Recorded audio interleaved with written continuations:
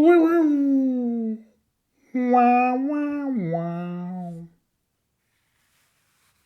est de retour, mais pas pour longtemps, alors profitez-en.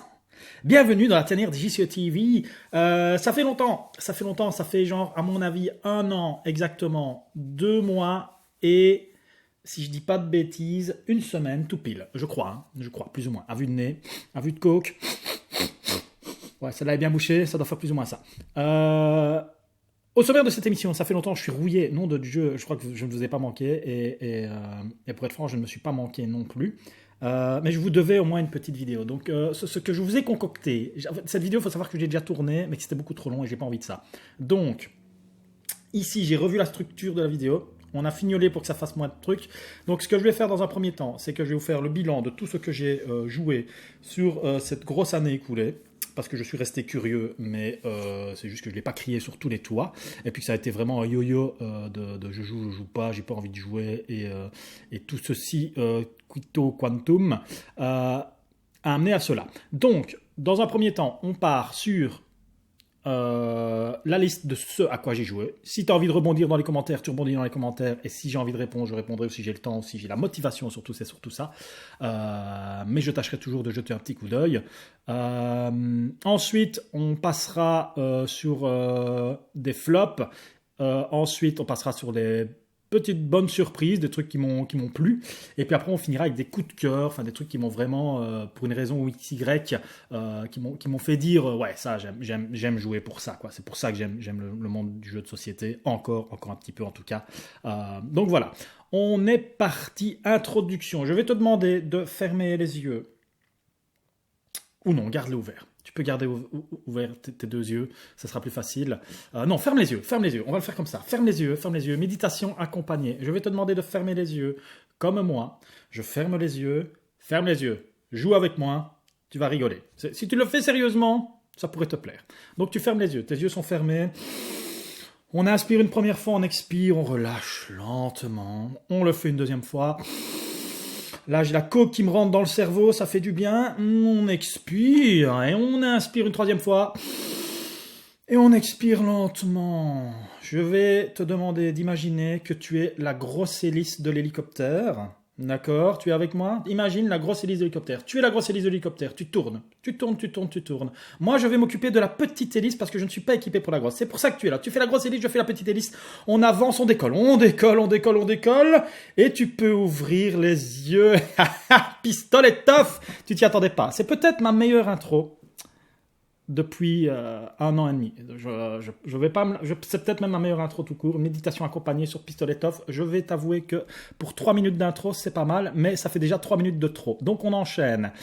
Les jeux auxquels j'ai joué, 78 références. Donc il y a Suite. Suite, c'est un petit jeu de pli. En fait, je vais pas te les mettre parce que sinon ça va prendre trop de temps. Donc Suite, c'est un petit jeu de pli. S'il l'ouvrait normalement sans me fermer ma fenêtre, je te le ferai. Suite, c'est un petit jeu de pli familial qui fonctionne très bien. Ukiyo, je t'invite à taper sur ton petit browser pour chercher un petit peu à quoi ça se réfère. Parce que si moi je dois te le faire, ça va prendre des plombes. Ukiyo, c'est un jeu micro-game très sympa. Solo et de pose de tuiles un peu comme ça que moi j'ai trouvé vraiment très sympa en voyage, c'est nickel, ça m'accompagne, j'aime bien. Hit c'est un Flip 7 en mieux pour moi parce qu'il y a plus d'interaction. Il existe aussi Hit Extreme, mais voilà. Présage, petit jeu de pli ultra beau, ultra quali au niveau de la production. Je ne l'ai plus parce que j'ai des potes qui l'ont et donc je peux toujours jouer avec elle. Et aussi, moi, à titre personnel, je vais oublier les règles. Il y a toujours des petits trucs et je ne vois pas avec qui je pourrais le sortir facilement. Et on en parlera un peu plus loin dans la vidéo. Leaders, c'était très sympa. Il pourrait être dans mes petites découvertes, je vais te l'ouvrir sur le côté, parce que j'ai trouvé ça, la proposition assez sympa, assez jolie également, et un thermoformage génial avec des standees au lieu des figurines. Nom de Dieu, faites des standees qualitatifs au lieu de vos figurines en plastique. Merci d'avance. Clear 4, c'est un jeu à l'aspect, je vais te l'ouvrir aussi, à l'aspect de Uno.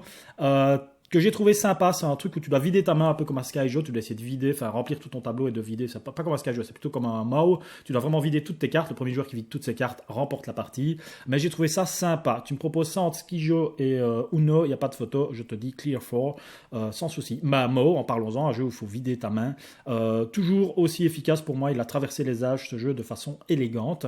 Sky Team, j'ai découvert Sky Team une seule partie, c'était pas le gîte de cette année, c'était celui de l'année d'avant, j'ai fait qu'une partie, celle d'intro, j'ai trouvé le jeu très sympa et je comprends que ça fonctionne bien en duo, couple qui joue régulièrement et qui a envie de se lancer dans ce jeu-là parce que j'ai trouvé vraiment le fluff du jeu et le thème du jeu vraiment bien retranscrit. Botanique, c'est un vieux jeu ou pas si vieux que ça, mais je ne me rappelle plus du tout comment ça fonctionnait. C'est avec des pipelines que tu dois essayer de construire. Je vais te montrer pour que tu vois à quoi ça ressemble. Je vais pas ouvrir tout, hein, mais voilà, tu as compris. Little Tavern, c'est un petit jeu où tu construis des espèces de tavernes. Je sais plus exactement comment ça se joue, Little Tavern, mais j'avais bien aimé ma partie. Pas besoin de le posséder parce que c'est le genre de jeu, tu as une personne dans ton entourage qui l'a, il le prend quand il vient au gîte, tu fais une partie, tu es content.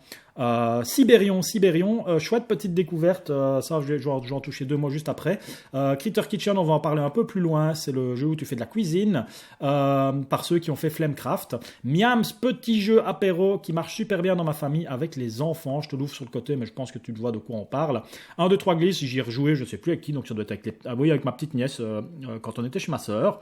Ça fonctionne toujours aussi bien avec les gosses, franchement, c'est un jeu de mémo avec des pinch-nets et ça fonctionne très bien. Cascadia Rolling River, donc c'est le Roll and Ride de Cascadia, on va en parler un peu plus loin. Minou Dice, on salue Fosgen pour la partie découverte de Minou Dice. Moi je dis Minou parce que Minou, c'est mieux. Donc c'est un petit jeu c'était quoi? C'est pas du stop ou encore, c'est non d'enchères. Enfin tu dois essayer de dire combien de trucs tu vas faire et essayer de pas te planter pour scorer des points. Globalement c'est un peu ça avec des dés, donc du hasard, mais du fun à table. Ça a fait son taf. Mysterium Park, je me rappelle plus quand j'y jouais, mais ça devait être en famille avec mes nièces. Moi j'adore toujours ce jeu. Si je ne devais avoir qu'un Mysterium, c'est Mysterium Park. Il est chez ma sœur, il est dans ma famille. C'est un jeu auquel on joue de temps en temps et ça fonctionne toujours. J'aime bien, vraiment bien, un bon jeu coop. Familial. Le Seigneur des Anneaux, Duel pour la Terre du Milieu, c'est la version Seven Wonders Duel, version Seigneur des Anneaux. Et moi, je vais être franc, je vais être cash, je le dis direct. Je n'ai peut-être déjà parlé une fois dans une autre vidéo, je me rappelle plus s'il était déjà sorti à ce moment-là, si j'en avais déjà touché un mot. Pour moi, c'est le Seven Wonders Duel par excellence. C'est pour moi, il explose l'ancien. Haut la main, pourquoi? Parce qu'il est, il est plus accessible. C'est un jeu qui est plus accessible et notamment, surtout, moi, c'est la phase de récolte de thunes que je trouve simplifiée et beaucoup plus fluide. Je pense de mémoire, hein. Quand tu es à l'âge 1, tu vires une carte pour de la thune, ça te donne une pièce. À l'âge 2, 2 pièces. À l'âge 3, 3 pièces. Je trouve ça tellement beaucoup plus facile à retenir que le bric-brac qu'ils nous ont fait dans l'ancien. Et je trouve que le thème est vraiment bien rendu. Le seul défaut que j'aurais pu lui trouver, c'est que ça se finit souvent en militaire, mais c'est pas un défaut en soi, quoi. C'est juste que, voilà, c'est bien fait. Franchement, il est bien fait. Moi, je le trouve vraiment, vraiment bien. Le seul regret que je pourrais avoir, c'est que je trouve la boîte trop grande au regard du matériel. Elle aurait pu franchement être faite en ajustant un petit peu le plateau, avec la réglette, elle aurait pu franchement tenir dans une boîte du format de l'ancien Seven Wonders Duel et j'aurais trouvé ça vraiment, vraiment mieux. Flip Chip, on a dû faire une partie au gîte, pas cette année, mais celle d'avant, je crois. Sinon, j'y ai peut-être. Ah non, c'était en famille, j'y joué en famille, j'avais pas fait au gîte. C'était un de mes regrets d'ailleurs, j'avais pas fait la partie au gîte il y a 1 an et demi. Et je les joue en famille et on s'est bien marré, c'est toujours un succès. Flip Chip, moi c'est pour moi un des meilleurs jeux de dextérité. Pitchnet, il y a une ambiance de fou à table, enfin je sais pas, ça crée son petit quelque chose. Moi j'aime beaucoup. Iliad, ah oui, je pourrais t'en parler un petit peu vite fait, mais on va pas s'éterniser autour du pot. C'est un jeu 2 joueurs par Rainer Knizia, sympa, mais je m'attendais à autre chose au niveau de la durée de jeu et de la complexité. On va en toucher juste 2 mots juste après. Veil of Eternity, c'est que j'ai joué au gîte pas cette année mais celle d'avant, toujours efficace, jeu de draft très joli matos, efficace. Il y a juste des combos qui l'emportent plus que d'autres. Donc voilà. Zénith, on va en parler un peu plus loin. La course des Colorado, on va en parler un peu plus loin. Donc c'est des jeux que j'ai appréciés, mais on va y venir. Le Seigneur des Anneaux, c'est certainement le Seigneur des Anneaux JCE TV. JCE, pardon. Je ne me rappelle pas du tout quand j'y ai joué. Ça doit remonter à loin. Et d'ailleurs, ça, j'ai quasi plus rien. Je crois qu'il me reste 3 decks et j'ai même plus un scénario, je crois. Donc voilà où j'en suis avec le Seigneur des Anneaux. Marvel, j'ai plus rien du tout. Et c'est Fosgen qui en a hérité. Peut-être qu'un jour, il me refera des decks proxy. Il y a 2 decks que j'aurais rien récupéré. C'était mon SPDR et Bishop. Fosgen, si tu nous écoutes, lance-toi dans ton industrie. On s'est compris. Unstoppable. Unstoppable, on va en parler un petit peu plus loin. C'est le jeu de chez Renegade, là, qui ont fait Warp's Edge et tout ça. Enfin, c'est pas le créateur, hein, mais c'est la boîte qui l'a édité. En français, en tout cas. Enfin, pas en français, mais vu que c'est une version US. C'est ceux qui ont fait, qui ont édité Warp's Edge. Et c'est un gros jeu solo. La Rivière de l'Or, c'est le jeu sur Five Ring. Chouette découverte, vraiment, pour en parler vite fait 2 secondes. Starship Captain, je me rappelle plus du tout, c'est un jeu avec des trucs dans l'espace où tu as des ouvriers qui vont coulisser. Le système de coulissement d'ouvriers était vraiment bien foutu, mais pour le reste, je vais en parler vite fait, mais pas trop longtemps, parce qu'on est quand même qu'à la référence 50, ça fait 10 minutes.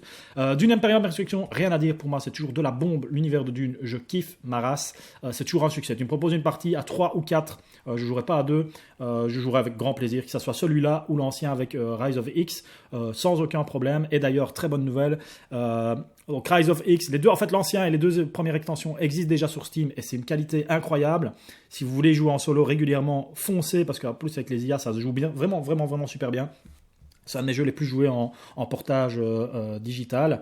Et ils vont faire Dune Imperium Insurrection en digital également. Donc ça va être une grosse claque. C'est Instaboy pour moi. Ça va être acheté le jour où ça sort. Les châteaux de Bourgogne, les chameaux du Burundi. On va y venir un peu plus loin également. Side, j'ai découvert Side. Très belle surprise. Donc c'est un peu le jeu, genre, tu vois. Side, château de Bourgogne, c'est un peu des ultra méga gros classiques que tu es censé jouer une fois dans ta vie. J'ai découvert les 2. Et Side était vraiment très sympa. J'ai bien aimé ma partie. À nouveau avec 2 potes, 2 frères, Romu, Pascal, si vous me regardez, bonjour à vous. Super agréable. Je m'attendais à un gros jeu ultra méga lourd, mais en fait, une fois que tu as compris les règles, c'est relativement fluide. C'est pas ultra méga compliqué. Par contre, les choix et la gestion de ce que tu vas faire est très sympa. Et j'ai vraiment bien aimé le système de ressources où, si tu abandonnes tes ressources ou que tu te fais éjecter d'un endroit où tu avais produit des ressources, les ressources restent à l'endroit où tu les as produites. Et ça, je trouvais ça super bien. Elles sont pas de vitam à toi, en fait. Tu les produis, mais elles peuvent quitter ta possession, quoi. Et ça, je trouvais ça vraiment génial parce que ça met vraiment de l'interaction entre les joueurs. Et ouais, j'ai été assez surpris de ça, très sympa. Fallout, c'est le Fallout qu'on a joué en coop d'ailleurs avec Romu et Pascal. Moi, j'aime toujours bien ce jeu. Le thème est super bien représenté. Un peu long peut-être. Et des micro-règles un peu chafouines. Mais je trouve que l'extension coop a rendu ce jeu déjà largement plus fun et jouable. Et je n'y jouerai jamais à ce jeu sans cette extension coop. Aucun intérêt pour moi. Les ruines perdues de Narak, je pense qu'on en avait déjà parlé. Moi, j'aime vraiment bien ce jeu. Peut-être un peu moins que Dune parce que je me retrouve mieux dans Dune et que c'est un peu plus court, surtout que Dune, il y a la version digitale. Et bonne nouvelle, version 2, c'est que la version digitale de Ruines perdues de Narak va arriver sur Steam également. C'est pas les mêmes gars, c'est pas d'ailleurs Wolf Digital qui le fait, c'est des autres. Mais de ce que je vois des screenshots, ça a l'air quali. Donc si c'est super bien produit, aussi bien que Dune, ça va être un carnage et c'est pareil, achat T1 pour pouvoir y jouer comme un gros goré en mode slip canapé. Skijo, oui, j'ai joué à Skijo et j'ai apprécié mes parties du tournoi de Skijo qu'on organise à l'auberge. J'ai joué avec des gens, des petites vieilles dames du village, c'était très sympa, des jeunes, des vieux, des enfants. Super bonne ambiance à toutes mes parties et à chaque manche, il y avait des petites micro-règles qui s'ajoutaient, des petites variantes comme ça faites par l'organisateur qui marchaient vraiment super bien. J'ai passé un très bon moment. J'y jouerai pas personnellement à la maison tout le temps parce que voilà, il y a mieux, mais honnêtement, il fait ce qu'il doit faire, le Skijo. Moi, j'ai rien à dire de méchant là-dessus. C'est pas le meilleur jeu de l'univers, mais il s'adresse à des néophytes complets, à des personnes âgées qui jouent à la Kin et au Uno, et ça marche super bien. Donc voilà. Sushigo, pour moi, c'est si tu dois avoir un jeu de draft pour jouer avec des gens qui connaissent pas spécialement l'univers du jeu de société et qui ont envie de faire une petite partie apéro, Sushigo, pour moi, ça reste la référence numéro 1. Pour moi, il n'y a pas mieux en introduction de draft que Sushigo. C'est super efficace, c'est facile, c'est il y a la petite interaction de se passer des cartes et de les faire tourner. Ça tourne comme une horloge en fait, et il n'y a pas besoin de plus des fois. Skijo, j'ai toujours en famille, on y joue toujours régulièrement à l'occasion avec mes nièces et les petites. Et la petite Penny, elle s'en sort super bien, elle gagne des parties, c'est agréable, vraiment agréable. Flip 7, moi je te disais que je préfère Hit à Flip 7. Pourquoi ? Parce que dans Hit, tu peux aller shipper des cartes aux autres. Tu as cette petite interaction qui amène un peu de sel que tu n'as pas pour moi du tout dans Flip 7. Flip 7, c'est pareil, hein, c'est du jeu pour les gens qui ne jouent pas du tout aux jeux de société. Et je comprends que ça marche. Par contre, il fallait quand même être sévèrement burné pour, sur la boîte, je ne sais pas où il l'a ouvert, je crois qu'il l'a ouvert là. Sur la boîte, ils ont quand même réussi à écrire le meilleur jeu de cartes de tous les temps. Il fallait être sévèrement burné pour aller écrire ça sur la boîte. Mais voilà. Donc, il fait ce qu'il doit faire, sans plus. Pour moi, je crois que je l'ai noté à 3 sur 10. Enfin, ouais. C'est dans l'air du temps, je crois. Mais pour ceux qui ont une ludo ultra réduite et familiale à 100%, ça rentre. Insurrection, oui, c'est le petit jeu que j'ai découvert cette année. C'est on va en parler parce que je l'ai trouvé sympa. C'est de la construction de tableaux avec un espèce de petit jeu de plis. Qui n'en est pas vraiment un en fait, mais c'est la valeur la plus grande qui choisira la carte. Tout le monde va jouer une carte devant lui. La valeur la plus haute va choisir la première carte qu'il va pouvoir échanger dans le marché. Donc il y a ce petit aspect-là. Plus à la fin, c'est une construction. Toutes les cartes dans ta main, comme à Fantasy Realm, vont scorer. Donc tu essaies de les faire combiner entre elles le mieux possible. Odin, c'est le jeu qui a gagné, je crois, un As d'or l'année dernière. Je ne comprends pas. Moi, entre Odin, tu me proposes Odin et il est un peu plus haut dans la liste. Once Upon a Draft, tous les jours je joue à Once Upon a Draft, dans le genre de petit jeu là, tu vois. Pareil, tous les jours je joue plutôt à Insurrection qu'à Odin. Donc, à nouveau, je comprends que dans une collection un peu à la Flip 7, gros joueur casual, on va dire, tu vois. C'est pas, je dis pas ça d'une façon, je dénigre pas. Il rentre dans des collections vraiment de joueurs ultra casual. Moi, je rentre dans cette collection de plus en plus, mais il rentrera pas dans. C'est pas pour moi le meilleur, quoi. Je préfère jouer à autre chose. Je préfère jouer à Trio, je préfère jouer à Hit, je préfère jouer à Once Upon a Draft. Donc voilà. Et les cartes, tout le format de cartes, je trouve ultra chiant. Ils auraient dû faire un format de cartes classique.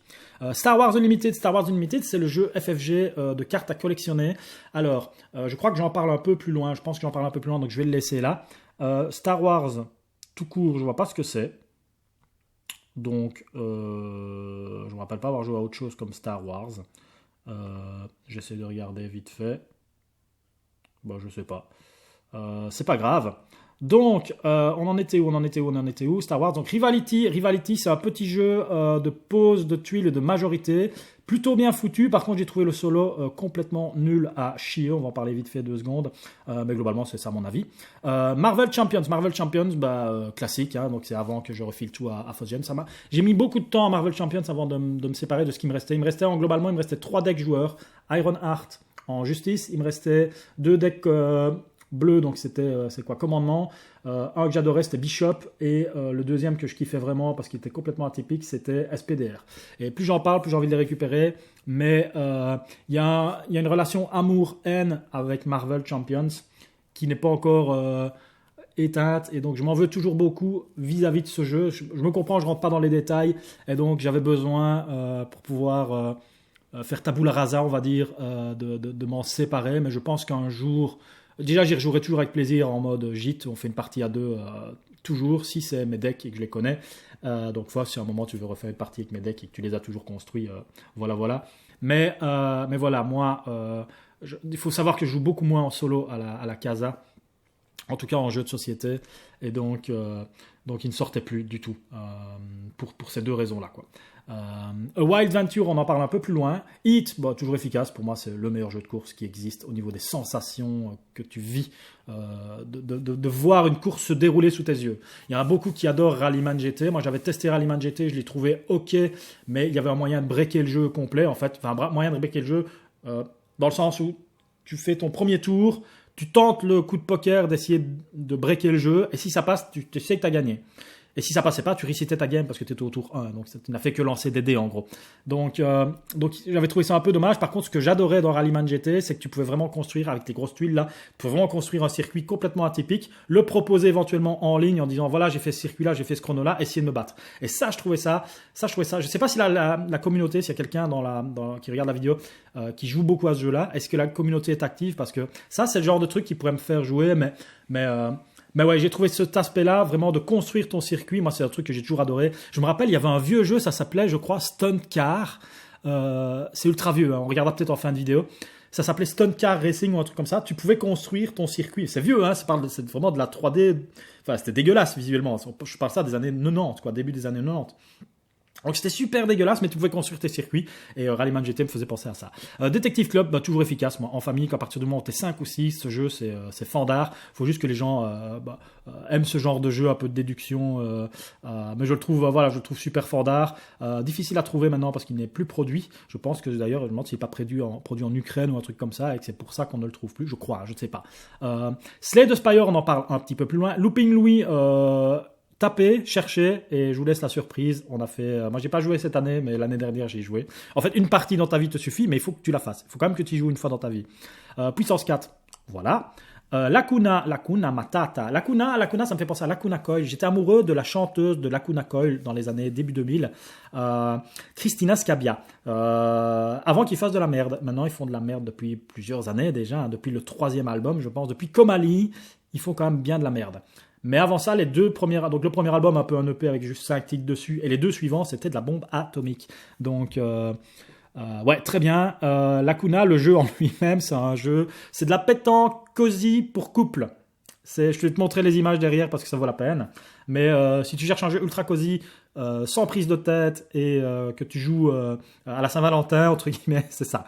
Donc, Whitkey Croc, c'est un micro-game très sympa pour jouer en solo. Je te laisse à nouveau taper la référence. Moi, tu me mets Whitkey Croc et Ukiyo. C'est les deux que j'ai joué quand je suis parti en voyage en Suisse. Et ça tournait très bien. Je les ai aussi pris quand je suis parti faire 2 jours de vélo. Je suis parti solo avec mon vélo et de quoi dormir en forêt. Et c'est ces deux jeux-là que j'avais pris. Donc Whitkey Croc et Ukiyo, c'était mes 2 petits jeux solo qui prennent pas de place. C'est du micro-game, hein, tous les deux, Matago. Et qui marchent vraiment très très bien. Franchement, je te les conseille. À choisir des deux, Whitkey Croc est plus joueur. Il est quand même un peu plus compliqué. Mais je préfère Ukiyo parce que moi je suis fan de tout ce qui est pose, agencement, puzzle spatial. Duel pour Cardia, on en parle un peu plus loin. Tranquillité d'Ascension, c'est un jeu très sympa, solo coop à 2, mais qui, au regard de la toute petite boîte, prend énormément de place. Je te montrerai juste après. Spectacular, c'est un jeu de pose de tuiles. J'ai été très en dents de scie. Le jeu en lui-même est super sympa. Je trouve vraiment le puzzle, la pose de tuiles et de dés, le mix des deux, super bien foutu. Mais j'ai été assez déçu d'un aspect du jeu. Je vais t'en parler peut-être juste un peu plus loin, on a un peu de temps. Cascadia, pour moi, ça reste...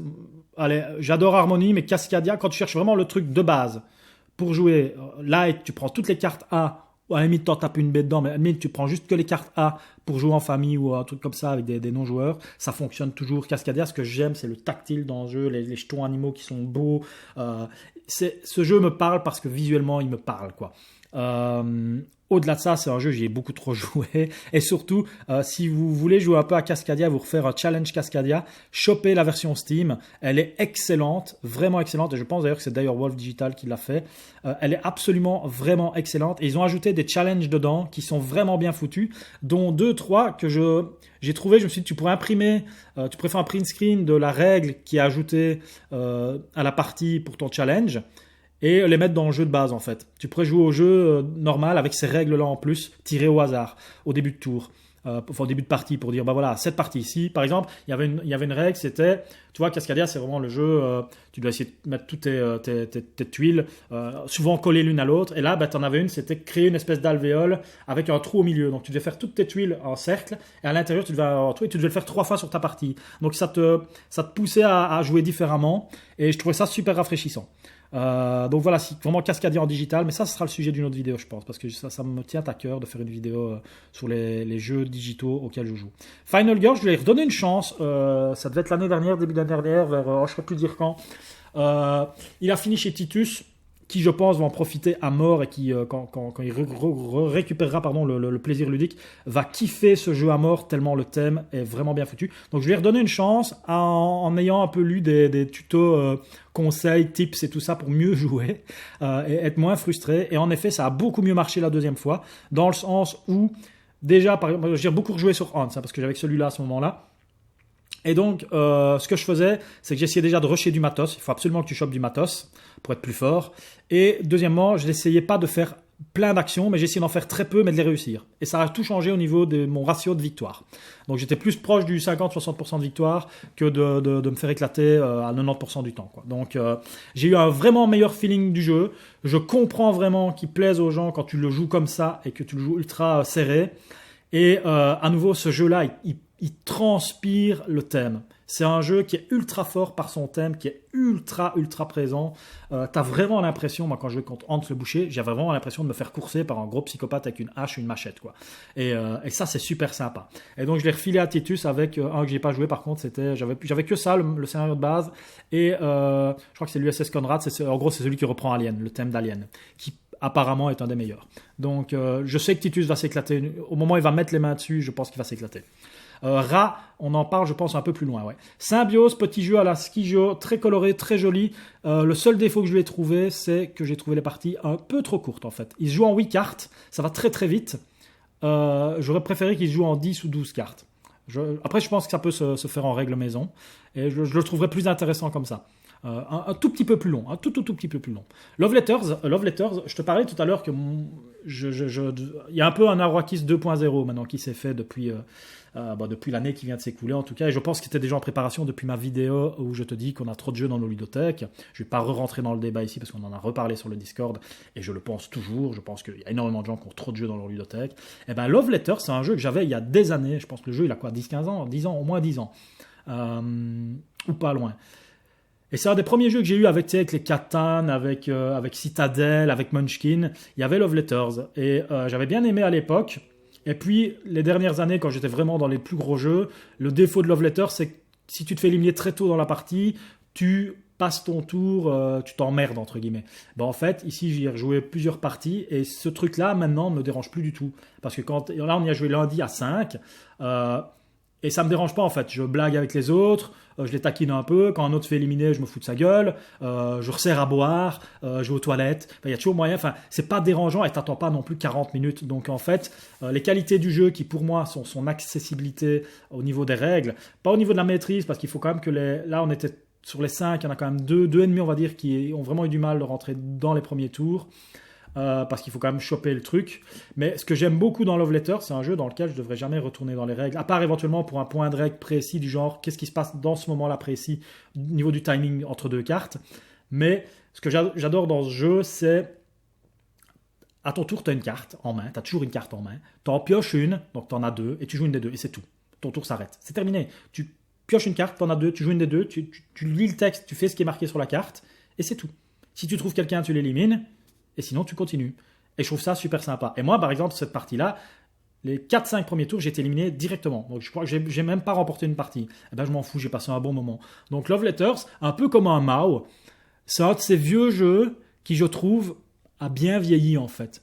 Et ce défaut dont je viens de te parler, pour moi, n'en est plus un à mon niveau de 2.0 et de ce que je recherche dans une ludothèque maintenant. Hive Pocket, c'est un excellent jeu pour 2 joueurs abstrait. Si tu aimes les échecs, joue à Hive Pocket. Prends-le en vacances avec toi. C'est un jeu qui est tellement malin, qui est tellement bien fait, qui est tellement compact. Hive Pocket, dans sa version Pocket, hein, vraiment pour moi il faut prendre la version Pocket parce que l'autre elle est trop grosse, sauf si vraiment tu as des soucis de vue, et là la grosse version se justifie, mais sinon la version à 14-15 balles en Pocket, en version poche, ultra transportable, est vraiment vraiment ultra quali, et le jeu en lui-même est vraiment intéressant. Pili Pili, je pense qu'on en parle un peu plus loin, jeu de pli qui pour moi rentre parfaitement dans ma ludothèque 2.0, on en parle peut-être un peu plus loin. Everdell Duo, petite déception me concernant, je pensais que ça allait être l'Everdell de ma collection. Moi, j'étais pas trop sur Everdell, j'avais pas trop accroché à Everdell de base, et je m'étais dit le duo, il y a du solo, il y a de la coop, il y a une campagne, ça va être nickel pour rentrer, la boîte prend moins de place, c'est tout aussi joli. Et au final, j'ai trouvé le jeu sympa. En versus, en tout cas, je l'ai trouvé sympa. Mais il y a quand même 2-3 trucs ergonomiquement que je trouvais moins bien fait. Le soleil et la lune, le truc était pas... Ils auraient dû faire autre chose pour que ça soit plus visuel. Le plateau devrait peut-être être un peu plus large et les endroits, l'iconographie dessus, un petit peu plus peps et plus... j'ai un petit souci d'ergonomie avec Everdell Duo. Mais je pense... Je l'ai clairement préféré à l'Everdell de base. Moi, le gros souci que j'ai avec Everdell, c'est de construire un tableau, un moteur, qui ne marche qu'un tour sur 2. Et ça, c'est un peu un truc du genre, ouais, je comprends, c'est ce qui fait son originalité, mais moi, ça me parle moins, si tu veux. Mais celui-là, je trouve que si tu devais avoir qu'un seul Everdell et que tu aimes Everdell et que tu veux gagner de la place dans ta ludothèque, je pense franchement que celui-là, pour 2 et que vous êtes à nouveau 2 joueurs, et en plus avec l'option éventuellement de le faire en coop, je trouve que celui-là est très solide. Mais à nouveau, pour moi, ça ne... Voilà, il y a ces petits trucs qui ne marchent pas avec Everdell sur moi. Ça ne change pas dans celui-ci. Mais par contre, pour 2 joueurs qui jouent régulièrement à 2 et qui kiffent cet univers, je pense vraiment qu'ils pourraient remplacer leur Everdell de base si ils n'y jouent pas tout le temps, quoi. C'est une belle proposition, en tout cas. Great Western Trail El Paso. Hola, señorita. On en parle un peu plus loin. Régicide, c'est le petit jeu de cartes. Ils vont d'ailleurs faire une version Legacy. Je ne sais pas si elle sera proposée en français. Mais Régicide, ce que j'aime beaucoup dans le design, c'est à nouveau... on en parlera un peu plus loin aussi avec un autre jeu. C'est le genre de truc qui pourrait t'enseigner dans une école de game design. C'est genre, voilà, tu as un jeu de cartes classique de 52 cartes, c'est 52 ou 54, je sais plus. 52, je crois, le bon joueur de poker ici. Et en gros, démerde-toi avec ça, quoi. Et ça, je trouve ça super sympa et c'était très rafraîchissant au niveau des trucs. Et ce que j'aime beaucoup, c'est que si tu as un vieux jeu de cartes que tu affectionnes, mais qui prend la poussière dans le truc, parce que j'ai racheté un vieux jeu de cartes, c'est comment ceux qui font, c'est Ducal, je crois qu'ils font des cartes un peu quali comme ça, que tu trouves dans les grandes surfaces et même dans les supermarchés. J'ai repris un paquet de Ducal à 10 ou 15 balles parce que j'aimais vraiment bien le dessin, c'est vraiment le dessin à l'ancienne, tu vois, les cartes que j'avais quand j'étais petit, j'aimais vraiment bien les vieux dessins comme ça. Et donc j'ai racheté ce paquet-là pour jouer à Régicide, et je trouve ça sympa de pouvoir réutiliser un truc que tu as dans ton placard, t'imprimes juste les règles, tu regardes une vidéo et tu joues. Et le jeu en lui-même, il marche, il fonctionne. Il est quand même fort sujet au hasard, mais ce que j'aimais beaucoup aussi, c'est que tu peux tweaker la difficulté. Tu peux mettre moins je sais plus c'est quoi, tu combattais les figurines comme ça, t'en mets un peu moins et ça fonctionne très bien, quoi. Tu peux vraiment tuner le jeu. Once Upon a Draft, pour moi, c'est dans ces petits jeux de draft, de jeux de pli et de construction de tableaux. Ce que j'aime vraiment bien l'élégance de ce jeu, c'est qu'il fait les trois. Le matos est super beau si tu as la version avec la boîte coulissante et les tokens pas en carton. C'est vraiment super. Pour moi, c'est une de mes vraies belles surprises de ces dernières années en termes de simplicité, accessibilité. J'aime beaucoup les graphismes du jeu et ouais, très sympa. Kingdom Crossing, on en parle un petit peu plus loin. Belle petite découverte. Agent Avenue, excellent jeu pour 2 joueurs. Je le préfère même dans sa version de base plutôt que la version avancée, sauf si tu ponces le jeu et que tu joues tout le temps. Mais pour moi, c'est pas un jeu auquel il faut jouer tout le temps. D'ailleurs, j'avais répondu à un commentaire d'un gars qui dit « Je comprends pas l'engouement. Après, le gars, il a joué genre... 10 parties d'affilée, mais je dis mais qu'est-ce que tu veux, si tu joues toute une semaine 10 parties d'affilée, forcément que tu vas te lasser du jeu, c'est n'importe quel jeu me fait ça moi, et donc surtout dans ce poids-là, c'est un jeu très léger, très zen, c'est un jeu pour moi, tu n'y joues pas chez toi en temps normal, tu le prends quand tu vas en vacances, tu vois. C'est le petit jeu vacances, le soir, apéro, un petit apéritif, un vin chaud, un chocolat chaud, et tu joues à 1 ou 2 parties en 2 manches gagnantes d'Agent Avenue, et ça passe très bien. Pour moi, c'est un très très bon jeu à 2, mais il faut le prendre pour ce qu'il est, un jeu très léger, dans lequel tu ne devras jamais revenir dans les règles, et qui se joue bien, et qui est fun, quoi. Il y a ce petit côté du genre, je te mets une carte visible, une face cachée, tu choisis une des deux, mais tu sais pas si celle que j'ai mis face cachée est mieux que la face visible ou pire. C'est ça le jeu en fait. Donc très bien, très sympa. Strange World Above the Clouds, le monde étrange au-dessus des nuages. Sympa, j'ai trouvé la proposition très belle, très bonne. Mini boîte, très beau, mais le défaut que j'ai trouvé à ce jeu-là au bout de quelques parties, c'est que je trouvais le scoring un peu déséquilibré. C'est arrivé à faire les cartes sur les côtés et les grosses cartes rouges qui te fermaient un double tableau comme ça, un mosaïque. Mais en dehors de ça, une belle proposition. Oh My Brain, petit jeu apéro qui marche très bien en famille. C'est un jeu que ma nièce aime beaucoup. Maintenant qu'il y a Miams, je ne sais pas si on a déjà parlé de Miams, maintenant qu'il y a Miams, je pense que Miams lui est passé devant et que ma nièce préfère Miams, la petite. Mais voilà, Miams, ouais, je pense qu'on préfère jouer à Miams que Oh My Brain. Mais Oh My Brain, elle a vraiment bien aimé. C'est un jeu où tu dois vider ta main. C'est du Catala aussi, je pense. Et avec un dé, donc tu as du hasard, mais à nouveau en famille avec des gosses, ça passe vraiment bien. Le jeu est beau, la production est belle, les cartes sont jolies, c'est beau, c'est coloré, c'est sympa. Sengoku, on en parle un petit peu plus loin. Sengoku, Fusion, tout ce que tu veux, Vegeta, Trunk et Sangohan qui n'a plus de bras dans le futur. C'est le meilleur épisode. C'est le meilleur OAV de Dragon Ball. C'est quand tu apprends comment Trunk devient super guerrier grâce à Sangohan qui n'a plus de bras et qui se fait latter par les 2 cyborgs. Regardez-le. En dehors de ça, je suis revenu de Dragon Ball. Hein, vraiment, j'ai passé de très belles années quand j'étais jeune. Oh, très énervé, on joue à Slay the Spire 2. J'arrive, 13. J'arrive. Peppertail, on en parle un peu plus loin. Targi, j'ai beaucoup refait des parties, enfin j'en ai refait 7 pour être exact, de Targi en solo. Et franchement, le jeu à 2 est déjà très très bon. Mais à nouveau, c'est un peu comme Marvel. J'ai encore une petite rancune, et pas vis-à-vis du jeu spécialement, mais vis-à-vis de moi au regard de ce jeu, à une période de ma vie où je m'en veux un peu, et donc je rentre pas dans les détails. Donc j'ai pas une dent contre le jeu, mais il me remet en tête une version de moi que je n'ai pas appréciée. Donc voilà, mais en dehors de ça, Le jeu en solo est vraiment, c'est une variante solo proposée, elle n'est pas dans la boîte, hein. Elle est proposée par le designer du jeu, donc c'est officiel, et ça marche super bien. Tu as une petite feuille à imprimer, et c'est tout. Et franchement, ça fonctionne très très bien, ça rend vraiment bien une partie à deux. Il va venir en gros t'embêter et t'enquiquiner, et toi derrière, tu as un scoring à atteindre, un peu à la Sprawopolis, selon ce que tu t'es fixé. Tu jettes un dé, ça va dire le score que tu dois atteindre. Tu te mets, si le score est très bas, tu peux t'ajouter 2-3 contraintes, genre terminer avec 2 sels, un poivre et une pièce d'or. Et plus tu te mets des contraintes, plus c'est difficile, même si le score est bas. Et quand le score est très haut, à la limite, tu te mets pas trop de contraintes, quoi. Et vraiment, le mode solo de ce jeu est très très bien. Et si en plus tu aimes la pose d'ouvrier et que tu joues souvent à deux, franchement, Targi, c'est un excellent vieux jeu. J'adorerais qu'il refasse une production qualitative du jeu premium, quoi. Avec le mode solo intégré, éventuellement un petit tapis de jeu, mais c'est pas nécessaire. Enfin, en tout cas, au lieu d'avoir tout l'agencement de trucs, tu pourras avoir une zone, un tapis de jeu, et toi au milieu, tu mettrais que les cartes au milieu, mais tout le contour serait déjà fait parce que le contour est toujours le même, mais ça prendra un peu plus de place. Targi, ce que j'aime bien, c'est que si tu enlèves tout de la boîte, tu prends les jetons dans un petit sachet, tu mets les cartes dedans, ça prend pas de place du tout en fait. Donc en voyage, ça marche très très bien également. Ouais, vraiment Targi, il mérite d'être toujours dans les meilleurs jeux à deux joueurs pour moi. On n'en parle pas assez.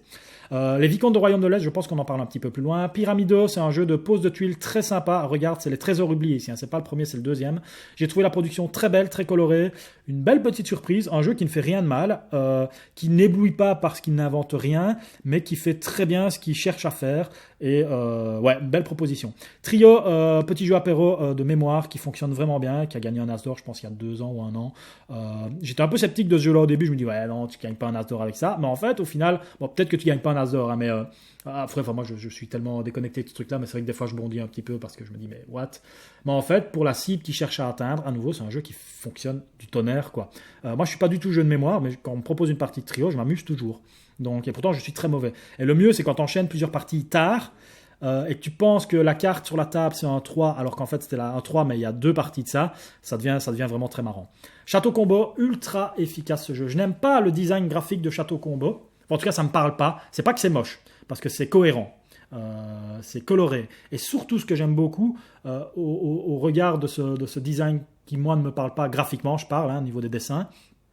Je comprends qu'ils aient choisi ces dessins-là pour le jeu, mais comment je vais dire, ce que j'apprécie par-dessus tout dans ce jeu, c'est la lisibilité, l'iconographie, c'est super clair en fait, le layout des cartes, je dis souvent layout, l'agencement de la carte, comment les icônes sont mises, où elles sont mises, la police qui est choisie, la taille, c'est propre, c'est clair, c'est limpide, et le jeu fonctionne vraiment très bien. Le seul défaut que je pourrais trouver à Château Combo, vraiment, et là c'est pas mes choix personnels, c'est pas mes choix personnels, mais c'est vraiment le seul, vraiment pour moi le seul entre guillemets défaut que je pourrais trouver au jeu, qui n'en est pas spécialement un non plus, c'est qu'il n'y a pas beaucoup d'interaction. La seule interaction que tu as, c'est de déplacer le bonhomme quand tu as choisi ta carte en haut ou en bas pour un peu taquiner l'autre en lui disant bah t'as pas beaucoup de thunes, je vais te remonter en haut parce que les cartes coûtent plus cher.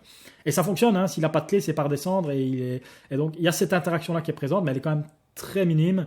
Mais le jeu, tu vois, je te parlais tantôt que Symbiose, je le trouvais un peu court. Château Combo, la durée de partie, elle est nickel. C'est 9 cartes dans ton tableau, et ça, c'est top.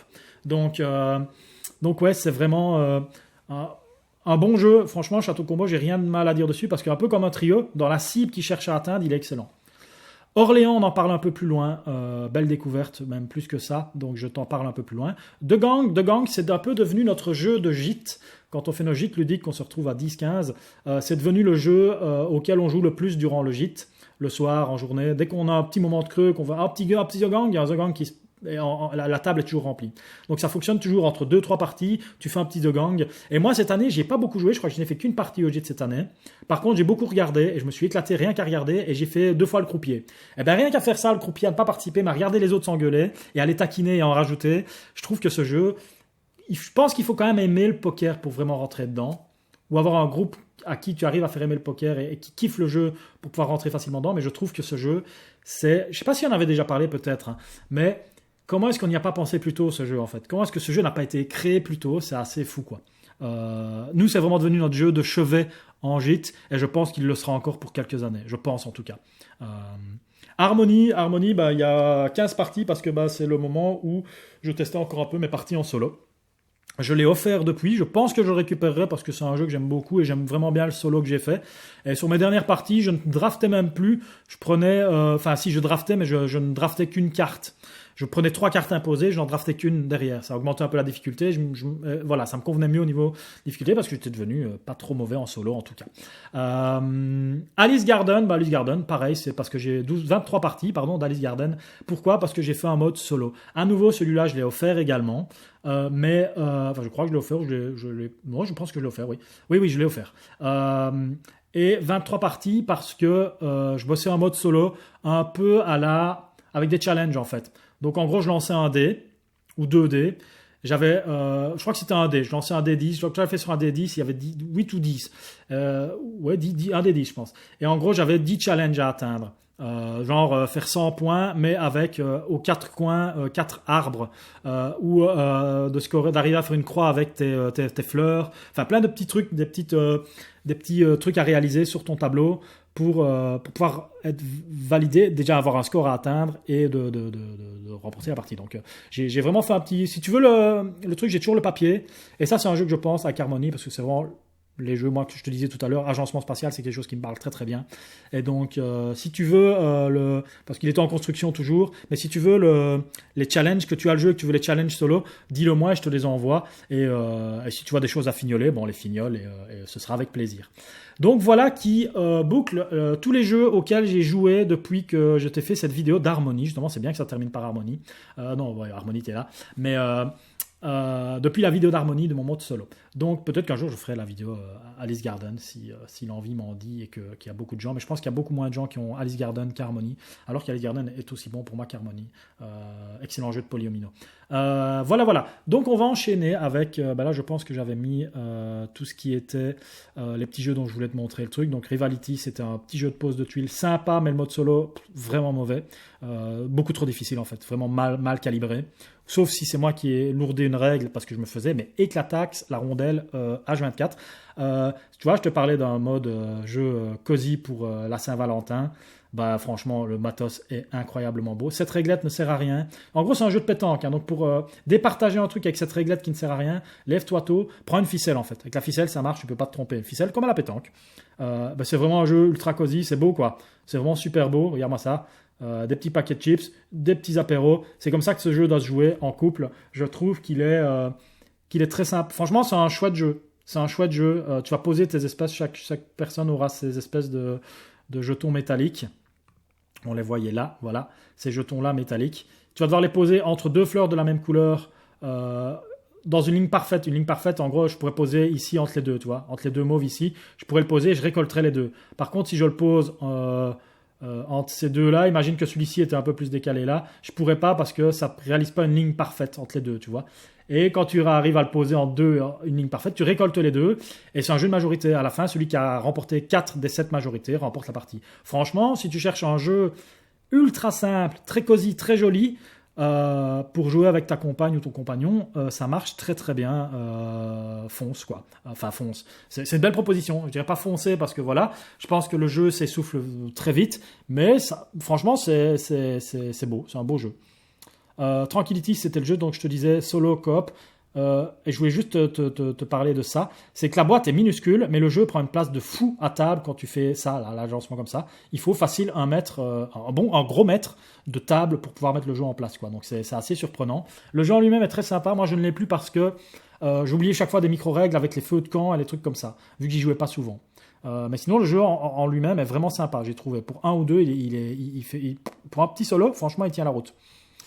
Mais il faut de la place. Spectacular, c'est un chouette jeu de pose de tuiles. Le seul truc qui me dérangeait, c'est qu'en fait, tu fais toute la mise en place au début de chaque manche. Tu remets des tuiles, tu remets tes dés. Mais qu'en fait, une fois que tout est mis en place, tes dés et tes tuiles, tu peux décider de virer tuiles et dés et de les remplacer. Donc en fait, t'avais limite 2 mises en place en une à chaque fois, à chaque manche. Et je trouvais ça un peu redondant. Et c'est le seul truc qui m'a déconnecté du jeu parce qu'en lui-même, le puzzle était vraiment super bien fait. Et le solo était plutôt intéressant. J'ai fait quelques parties. Il y en a que 3 encodées, mais je dois en avoir fait 5 ou 6. Donc ouais, sympa. Un jeu qui mérite plus d'attention aussi. Mais ouais, c'est ce petit aspect-là qui me dérangeait. Once Upon a Drive, je voulais juste te montrer que moi je trouve que le matos est ultra quali. J'aime beaucoup en fait la charte graphique qu'ils ont choisie dans ce jeu-là, qui est complètement différente de ce qu'on voit et qui fonctionne bien parce que tout est cohérent en soi. Et je trouve les dessins super beaux. Vraiment très beau matos, super proposition de jeu, moi je trouve. C'est vraiment très élégant la façon dont ils ont réussi à lier le tout. Strange World of the Cloud, je voulais juste te montrer l'aspect graphique qui me fait penser un peu à Miyazaki. Le jeu est très beau, mais en fait ce qui posait problème c'est ça, ces doubles cartes là, qui je trouvais pouvaient être assez décisives au niveau du scoring, et surtout ça. Si tu arrives à choper deux trucs comme ça et que l'autre n'arrive pas à en choper, il n'y a normalement pas un monde où il va te rattraper au niveau du scoring. Par contre, pour le reste, la boîte, elle est toute mini, hein, donc c'est assez sympa et très joli. Je pense que il faut quand même y jouer souvent pour apprécier, je pense, et t'en sortir bien dans ce jeu. Donc, c'est pas un jeu que tu vas sortir avec quelqu'un qui est initié, enfin casual complet, qui joue pas beaucoup. Mais belle proposition, mais voilà, moi je lui ai mis un 5,5, allez, peut-être un 6, parce que je pense qu'il y a vraiment des soucis d'équilibrage au niveau du scoring. Peut-être qu'il faut vraiment beaucoup plus de parties. Oh My Brain, c'était le petit jeu que je voulais te montrer parce que voilà, pour jouer avec des gosses, du hasard, des cartes bien colorées, jeu où il faut vider ta main, des petits cerveaux, c'est sympa, ça mange pas de pain. Insurrection, c'est le jeu de construction de tableaux, en gros tu construis ta main comme Fantasy Realm, mais sympa, j'ai trouvé ce jeu-là plutôt sympa, merci Lilian pour la découverte, j'y rejouerai avec plaisir. Là aussi je pense que ça s'adresse à des joueurs un petit peu plus joueurs. C'est Star Wars Deck Building, je me rappelle. Ah oui, j'ai joué une fois avec ma nièce, avec Zéa. J'ai joué avec Zéa. Toujours efficace, mais voilà, moi, c'est trop de souvenirs sur ce jeu, donc voilà. Et puis, je pense quand même qu'il y a un déséquilibre avec les vaisseaux capitaux. Quand on a trop, c'est très compliqué de remonter la pente. Ça tamponne trop de points. Leader, c'était une très chouette proposition. Je voulais te le montrer parce que ça, je veux voir ça plus souvent. Des standees à la place de figurines, ça, je veux voir ça plus souvent. Ce jeu-là, il me fait penser un peu à Hive. En plus asymétrique. Et ce que j'aimais bien dans ce jeu-là, c'était quand tu faisais le draft en début de partie. Je trouve ça super intéressant de faire à la limite un ban avant de commencer le draft, et puis le draft. Un peu à la Raistea et à la Super Fantasy Brawl quand tu as beaucoup de personnages. C'est super intéressant cette phase de draft. Pour moi, c'est ça qui fait le jeu, parce que derrière, tu te débrouilles avec ce que tu as. Et si tu bannis des personnages avant, il y a des combos éventuellement trop forts qui ne pourraient pas se faire.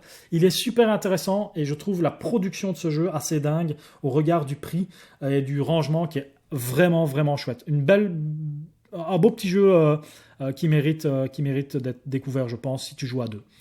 Clear 4, c'était pour te montrer la charte visuelle qui est vraiment, t'es en plein dans du Uno Skijo, mais je préfère ce jeu-là aux deux autres parce que un peu plus dynamique. C'est juste la mise en place. Tu dois mettre 20 cartes chez tout le monde et ça, c'est un peu long. Donc, il faut vraiment, à la limite, que chacun prenne dans le paquet, choisisse 20 cartes et fasse sa mise en place de son côté. Tu gagneras largement du temps. C'est vraiment pour moi le seul défaut de ce jeu qui se veut être un jeu apéro ultra rapide, c'est la mise en place qui peut être longue si tu l'as fait tout seul. Parce que, imagine, t'es 6, tu dois mettre 20 cartes chez tout le monde et compter 20 cartes chez tout le monde, ça prend une plombe. Botanique, c'était pour te montrer le truc, c'est très moche. C'est méga moche, je trouve ça moche. Mais le jeu, c'est en gros, tu fais des pipelines, je me rappelle plus comment ça score. Je pense que plus ton pipeline est long quand tu arrives à le faire, plus tu scores de points. Je sais plus exactement. J'avais pas trouvé ça dérangeant, mais c'est pas un jeu que je posséderais moi personnellement. Siberion, c'était super sympa en solo.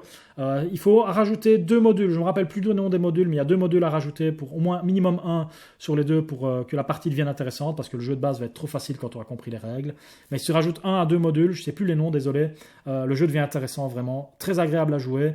Mais voilà, moi j'avais un peu poncé le jeu. Il est encodé qu'une partie, mais j'en ai fait plus. Je l'avais pris en Suisse avec moi. Et je dois avoir une dizaine de parties sur le jeu. Et je pense que j'avais globalement fait le tour. Et je tournais un peu en rond. Mais sympa. Et surtout, je préférais sortir un petit micro-game. Mais franchement, c'est une très belle proposition. Pour moi, c'est en solo un des meilleurs de l'univers. Rien que ça. Miam, c'est pour te montrer le petit jeu coloré. Regarde ça, cette petite boîte toute sympa. Je pense qu'en plus, c'est un peu phosphorescent. Enfin, phosphorescent, il y a un peu de brillance dans les fruits et les légumes là. C'est un jeu, voilà, c'est du gribouille avec des dés, un peu de contrôle, beaucoup de hasard, les petites cartes qui donnent des pouvoirs. Ça fonctionne bien en fait. Ma nièce, elle kiffe ce jeu. D'ailleurs, quand je l'ai chopé, je lui ai laissé parce qu'elle a vraiment bien apprécié le jeu. Et quand ils sont partis, eux, se faire des petites vacances dans un petit chalet comme ça, ils avaient pris le jeu et ma nièce m'avait envoyé une photo. Ma grande nièce m'a envoyé une photo d'elle qui jouait avec ses deux petites butch. Donc très sympa. Même la toute petite de 4 ans, elle lançait les dés, elle cochait, elle était contente, elle cripouillait des cœurs et ça lui convenait. On enchaîne avec Iliad. Iliad, je te disais, il était un peu du côté de la déception. Déjà, je trouve vraiment, si tu regardes le prix en anglais, je pense qu'il était à genre 35 balles. Au regard du matos, ce jeu-là, fait en français, il devrait coûter, si tu regardes un peu un King Domino, ce jeu-là, il doit coûter 18-19 balles, 20 balles max 20 balles, quoi. Et là, c'était 35 balles pour un tapis en tissu que je trouve pas super pratique, qui gondole. Et le jeu, au final, je pensais que ça allait être rapide. Je pensais vraiment qu'on arriverait à 30 minutes. C'est peut-être vrai si tu connais le jeu sur le bout des doigts. Mais il y a tellement c'est de l'abstrait à crever, hein. Il y a tellement de... Et en fait, tu cogites, mais beaucoup plus qu'il n'y paraît. La boîte est magnifique, par contre. Je trouve vraiment la cover de boîte incroyable. Elle est super belle. Mais le jeu en lui-même, j'ai été un peu déçu, j'avoue. Pas mauvais, vraiment, je ne dis pas qu'il est mauvais du tout. Je pense que ceux qui kiffent les jeux abstraits de versus 1 contre 1 vont kiffer ce jeu. En tout cas, ils vont lui trouver des belles qualités, parce qu'il a des qualités à revendre. Mais je m'attendais à un truc plus court et plus snappy. En fait, on était vraiment tous les deux... C'est notre première partie aussi. Hein, mais je pense qu'on a joué, je ne vais pas dire 1h30, mais au moins 1h15, quoi. Et il y a des moments où on était là, et on buguait tous les deux, quoi. Donc, belle proposition, mais voilà, pour moi, il n'est pas resté. Et par contre, ouais, le prix au regard du matos, c'est du foutage de gueule. La rivière de l'or, je vais juste te montrer le matos, très beau. Je suis très content de voir des jeux dans l'univers de Five Ring. Ici, pourtant, t'es pas du tout dans les katanas, les samouraïs et les duels au petit matin. T'es vraiment dans le monde de la vente, des bateaux qui voguent le long de la rivière de l'or pour vendre des marchandises. Et en gros, c'est un jeu de majorité. Ici, tu as des pistes de scoring, pas de majorité, mais en gros, tu as une course au point ici. Enfin, c'est un peu de la majorité, hein. Donc celui qui est le plus loin va remporter plus de points sur ces tracks-là. Tu as 1, 2, 3, 4, 5, 6 tracks. Et tu essaies d'avancer sur ces tracks-là du mieux que tu peux pour essayer de priver les gens de prendre trop de bonus. Et tu as une course au point sur ces six objectifs. Le jeu est super sympa. Le seul défaut que je pourrais lui trouver, c'est la mise en place qui est longue. Mais en dehors de ça, c'est un jeu qui est un peu dans le poids d'un Small World. C'est pas un jeu complexe, il faut quand même comprendre les règles et ce que tu fais, mais le jeu est agréable à jouer. J'y rejouerais volontiers à ce jeu, j'y rejouerais vraiment volontiers. Et ça me fait plaisir de voir du jeu Five Ring, autre que ce qu'ils vont nous proposer. Je rage, hein, parce que ce qu'ils vont nous proposer avec le gros jeu, là, avec des figurines qui est solo coop, génial, mais pourquoi encore 400 tonnes de figurines, quoi? Sérieusement, moi, ce que je veux avec un Five Ring, c'est, tu vois, Héros de Terinote et Warhammer. Pourquoi je te regarde dans le micro? Depuis tantôt, je te regarde dans le micro. Parce qu'en fait, je parle dans le micro, je pense que c'est ça.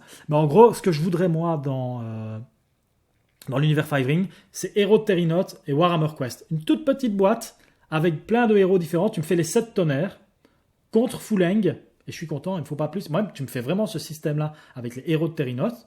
Je suis aux anges, hein, vraiment. Il ne me faut pas plus que ça. C'est ça que je veux avec Five Ring, moi. Un jeu solo coop qui joue très bien, qui en tire pas des rallonges. J'ai même pas besoin d'un JCE, je veux juste ça. Terinote ou Warhammer Quest en version Five Ring, avec les 7 tonnerres. Comme tu aurais 7 personnages jouables, c'est les 7 tonnerres. Tu te fais ta team de 4 et t'es parti. Ce serait incroyable. Starship Captains, dédicace à Romu. Tu sais quoi, Romu? Je ne me rappelle plus du tout comment ce jeu joue. Par contre, je me rappelle que ça, c'était super bien fait. Le truc avec les bonhommes qui coulissent, ça, je trouvais ça super bien fait. Je trouvais ça très malin et très agréable. Par contre, j'ai trouvé le jeu, moi, personnellement, un peu long pour ce que c'était et pas mal de mise en place également.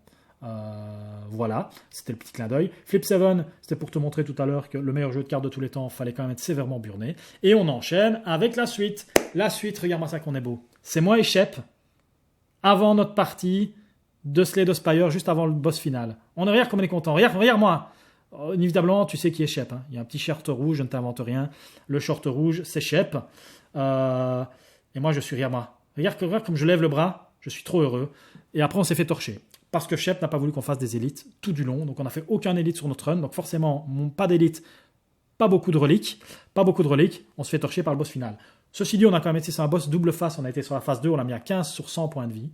Enfin, je dis on, en fait, en vrai, la vérité, c'est que c'est Shep qui a fait tout le boulot. Pendant que Shep faisait 60-70 dégâts, moi, j'en faisais 7. Donc voilà. Mais je ne pouvais pas jouer mes pouvoirs non plus. Donc, ça m'a pas aidé à mettre du poison. Mais voilà, on est beau. On est chaud. On sent bon le sable chaud. On est parti sur les jeux qui m'ont un peu déçu parce que là, on a l'air heureux, mais au final, on a perdu, donc on était un peu déçus. Donc j'ai mis voilà, bref, t'as compris. On est parti avec ma première grosse déception, c'était Great Western Trail El Paso. Oula, il me resterait 8 minutes, on va. Cette vidéo risque de faire, à mon avis, 1h15. El Paso, j'étais ultra déçu parce que je pensais vraiment que ça allait être mon Western Trail unique.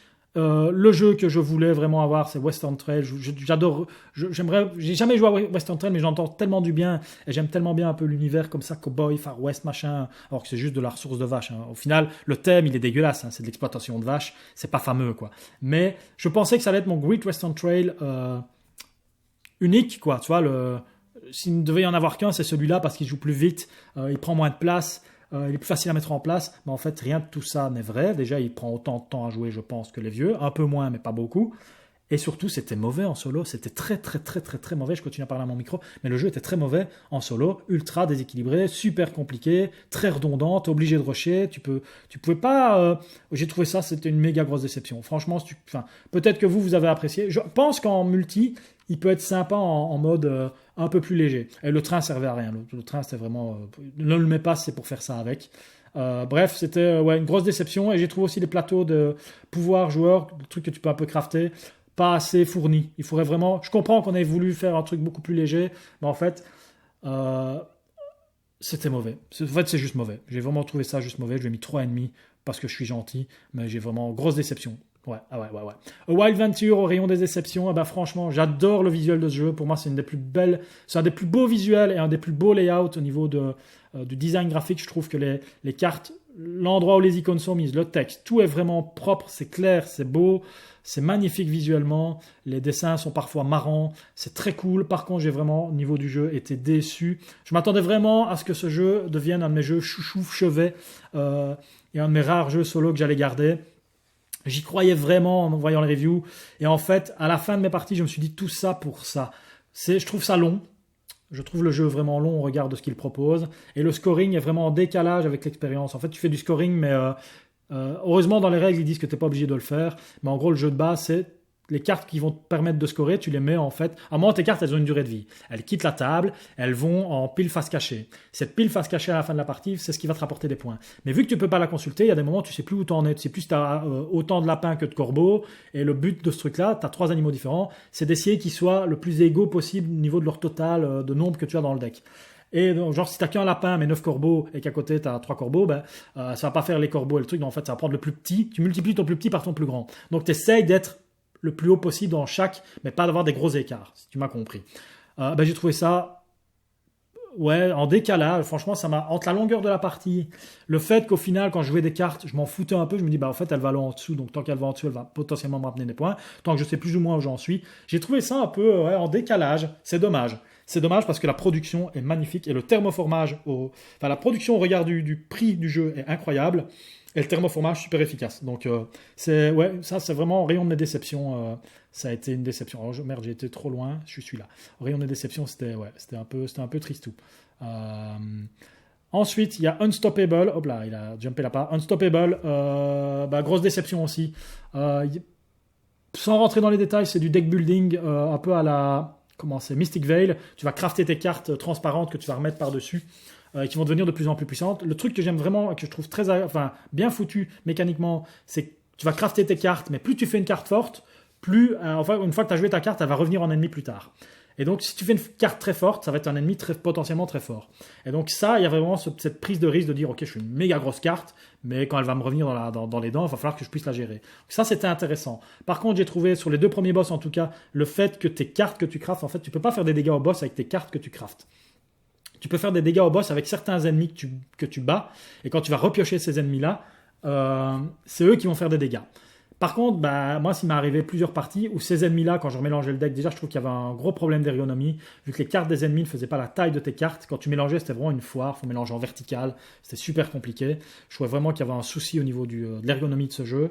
Mais si ces cartes-là restaient en bas de ton paquet parce que tu as mélangé comme une bille ou que tu n'as juste pas de chance et que tu piochais pas assez, en fait, tu faisais pas de dégâts à l'ennemi. Et le temps, il avance. Et puis à un moment, si tes cartes, elles sortent pas, tu sais pas attaquer l'ennemi, en fait. Et donc ça, j'ai vraiment trouvé ça dommage. Et aussi, le deuxième truc qui m'a vraiment chagriné, déjà, il faut pas y jouer à ce jeu-là en duo à 2 parce que ça va être déjà trop long au regard de ce que ça va être. Et surtout, tu vas cramer toutes les cartes. Toutes les cartes vont y passer, en fait. Donc, tu n'as même plus... je trouvais ça vraiment très dommage. Et donc, j'en viens à ce point-là négatif aussi. C'est que je trouve qu'il n'y a pas assez de cartes dans le jeu. Il n'y a pas assez de variables dans le jeu au niveau des cartes. Au bout de quelques parties, là, j'en ai encodé qu'une, mais j'en ai fait plus que ça. J'ai fait une dizaine de parties à ce jeu. Et je trouvais vraiment que je faisais vite le tour des cartes, en fait. J'avais l'impression de les revoir tout le temps, les mêmes. Et je trouvais ça un peu dommage, surtout dans les cartes avancées, dans les plus grosses cartes. Même si tu en achètes moins. J'ai trouvé ça... C'est un gros dommage pour moi. C'est un gros dommage. En tout cas, j'ai pas été hypé du tout à l'américaine. Du tout. Donc, c'était un peu dommage. Le suivant, c'est Critter Kitchen. Critter Kitchen découvert dans de très mauvaises conditions. Hein. Donc, à sa décharge, il a été découvert au gîte. On était tous fatigués. Les règles, on les connaissait pas très bien. C'est la deuxième fois que je fais cette erreur. Je la ferai plus jamais de découvrir un jeu où je ne connais pas les règles à 100%. Et malgré ça, Je m'attendais à plus au niveau de ce jeu. Le matos est magnifique, mais l'expérience de jeu, j'ai assez vu, malgré les petites erreurs de règles qu'on a faites, j'ai assez vu du jeu pour me rendre compte qu'il n'allait pas convenir dans ma ludothèque. Il plaira à beaucoup, j'y rejouerai avec plaisir si quelqu'un connaît les règles nickel et qu'on est bien réveillé, que c'est plutôt l'après-midi que le soir à 22h. Mais j'ai eu assez pour me dire ça ne marchera pas dans mon cercle d'amis à moi en fait, ça marchera juste pas en fait. Et j'ai trouvé niveau ergonomie à nouveau, parce que je parle souvent de ça maintenant dans les jeux, les plateaux là, les couvres que tu mets devant toi pour planquer tes trucs, j'ai pas trouvé ça super pratique à utiliser vraiment, le moins du monde. Il y a trop de trucs à mettre derrière et au final si tu es un à côté de l'autre tu sais facile, enfin j'ai pas trouvé ça ergonomiquement parlant facile. Le jeu en lui-même, je pense que c'est un bon jeu, mais ouais, pour moi il n'allait pas marcher malheureusement, parce que je pensais vraiment que ça allait être cool. Donc du coup, j'ai même pas essayé le solo. Et le solo, il m'avait l'air un peu chafouin, il y avait beaucoup d'icônes sur les cartes. Bref, à sa décharge, il a vraiment été testé dans de mauvaises conditions. Cascadia Rolling River, lui, c'est peut-être la grosse... tu sais que j'adore Cascadia. Je trouve la boîte incroyablement belle. Rien que pour la boîte, j'ai envie de posséder ce jeu Roll and Write version Cascadia. Mais qu'est-ce que c'est mauvais. En tout cas, en solo, j'ai trouvé ça d'un mauvais. Ça, là, en gros, toute ta partie, tu vas convertir des ressources. C'est tout. Et j'ai trouvé ça mauvais, quoi. J'ai juste trouvé ça ultra mauvais. J'ai découvert ça aussi dans peut-être des conditions qui n'étaient pas idéales. Mais rien que le fait que tu passes la moitié de ta partie à convertir des ressources, j'ai trouvé ça juste mauvais. Grosse déception pour moi. Je lui ai mis 1, hein, franchement. En fait, je lui mets un 1 parce que Cascadia, c'est un de mes jeux préférés. Et quand tu as des grosses attentes d'un jeu et que tu es super déçu, tu es encore plus déçu. Et donc celui-là, franchement, pour moi, personnellement, en solo, il n'y a rien pour le sauver, quoi. Ah, Bernard Minou. Vous le reconnaissez ? Bernard Minou, il fait des spectacles dans toute la France et la Belgique. Il tourne dans les deux pays. Il met voilà, tu l'invites, il met une bonne ambiance. C'est tout. J'avais envie de rendre hommage à Bernard Minou. Bernard, on te salue. Toujours un succès. On enchaîne donc avec les petites surprises, parce que Bernard Minou, quand il arrive, Bernard Minou, il rentre, tu t'y attends pas, il est là, il est habillé comme il est habillé, mais voilà, c'est pas le meilleur, mais tu passes un bon moment. Et les catégories suivantes, c'est ça. Donc j'ai passé un bon moment sur les Vicomtes des Royaumes de l'Ouest. Je n'irai pas plus loin en termes de complexité avec un Shem Phillips. Ça me convenait bien. Pourquoi je l'ai plus ? Parce que je trouvais que la mise en place de tous ces trucs-là, les espèces de parchemins, enfin les trucs là, les espèces de livres, c'était un peu trop long et redondant. Mais en dehors de ça, le jeu était sympa. Mais je pense que je lui préfère toujours l'accessibilité d'un PR de City. Et donc voilà, mais je suis très content de l'avoir testé. Ensuite, on a Star Wars Unlimited, je t'en parlais. Je trouve le jeu, en fait, malgré le format qui pue du cul, c'est du TCG pompe à fric, je trouve le jeu mécaniquement solide. Franchement, hein, je trouve le jeu solide mécaniquement. Il y a une plateforme en ligne où tu peux jouer contre des IA qui jouent bien en plus. Et tu peux même jouer tes propres decks. Donc tu vas faire un deck building en ligne, tu fais ton propre deck et tu joues contre une IA qui est solide. Elle propose, et en plus ce site-là, il faudrait que je le retrouve, il propose tous les decks de base. Tu vois, en gros, chaque fois qu'ils sortent un nouveau cycle, tu as 2 decks d'un personnage gentil et un méchant, et en gros c'est les 2 decks découvertes, quoi. Donc quand tu joues ces 2 decks là, en général ils sont calibrés l'un envers l'autre, et tous ces decks là sont présents, donc tu peux faire des trucs. Par contre, tu vois que si tu prends le deck de base de genre Luc contre le dernier paquet qui est sorti, tu te fais éclater par le dernier paquet. Donc je pense que ces decks là ils sont toujours bien l'un contre l'autre. Mais quand tu as trop de temps qui sont passés et que le jeu a trop évolué, voilà, je pense que le jeu me plairait moins maintenant qu'il doit y avoir une méga surcouche, mais de base, dans sa première édition et peut-être les 2-3 premiers cycles qui sont sortis, je trouve vraiment le jeu mécaniquement très sympa. Le seul défaut que je lui ai trouvé, moi, et c'est plutôt au niveau du fluff, c'est pas spécialement mécanique, mais c'est plutôt au niveau du fluff, c'est que tu peux avoir plusieurs fois dans ton deck des Han Solo. Imagine, tu pourrais avoir, je le ramène au Seigneur des Anneaux JCE, tu pourrais avoir Han Solo des 4 sphères différentes dans ton deck. Jusque-là, ok, ça me dérange pas, mais par contre, pour moi, tu ne pourrais en avoir qu'un seul en jeu en même temps, tu vois. Tu pourrais pas avoir le Han Solo rouge avec le Han Solo bleu et le Han Solo vert en même temps sur la table. Ben là, tu peux. Et ça m'a vraiment... Moi, c'est le genre de truc, je ferai une règle où tu peux les avoir plusieurs fois dans ton deck, pas de problème, mais qu'un seul à table à tout moment. Au niveau du fluff, ça me paraissait mieux. Mais le jeu en lui-même, et franchement, je n'ai rien à dire sur la mécanique du jeu, je la trouve excellente, et j'aurais été ravi que ce jeu-là sorte en jeu de société et pas en jeu TCG, quoi. Donc franchement, le petit mode online dans le browser, en plus c'est un browser, tu n'as besoin de rien installer, fonctionne très bien, c'est en anglais par contre. Autre belle surprise, jeu apéro Pilipili. J'avais peur de ce jeu-là parce qu'en fait, tout un moment, j'étais bombardé de pubs sur Pilipili et je trouvais ça dérangeant. Et donc, en fait, ça marche très bien. Pilipili, moi je ne suis pas trop jeu de pli, et ben celui-là, il arrive à me faire aimer les jeux de pli. parce que dynamique en fait, dynamique et interactif. Donc franchement, belle surprise. Au rayon des belles surprises, Kingdom Crossing, il y a, ça reste une très belle surprise. À la base, je l'avais mis en 8, mais je suis redescendu de mon petit nuage. J'adore le principe des 7 ponts, le dilemme des 7 ponts là, mécaniquement, c'est génial. Mécaniquement, ça m'a, en fait, c'est bien simple. Pendant 3 jours après avoir joué plein de fois à ce jeu-là, j'ai pris des notes pour, ça m'a donné plein d'idées pour un jour peut-être faire un jeu.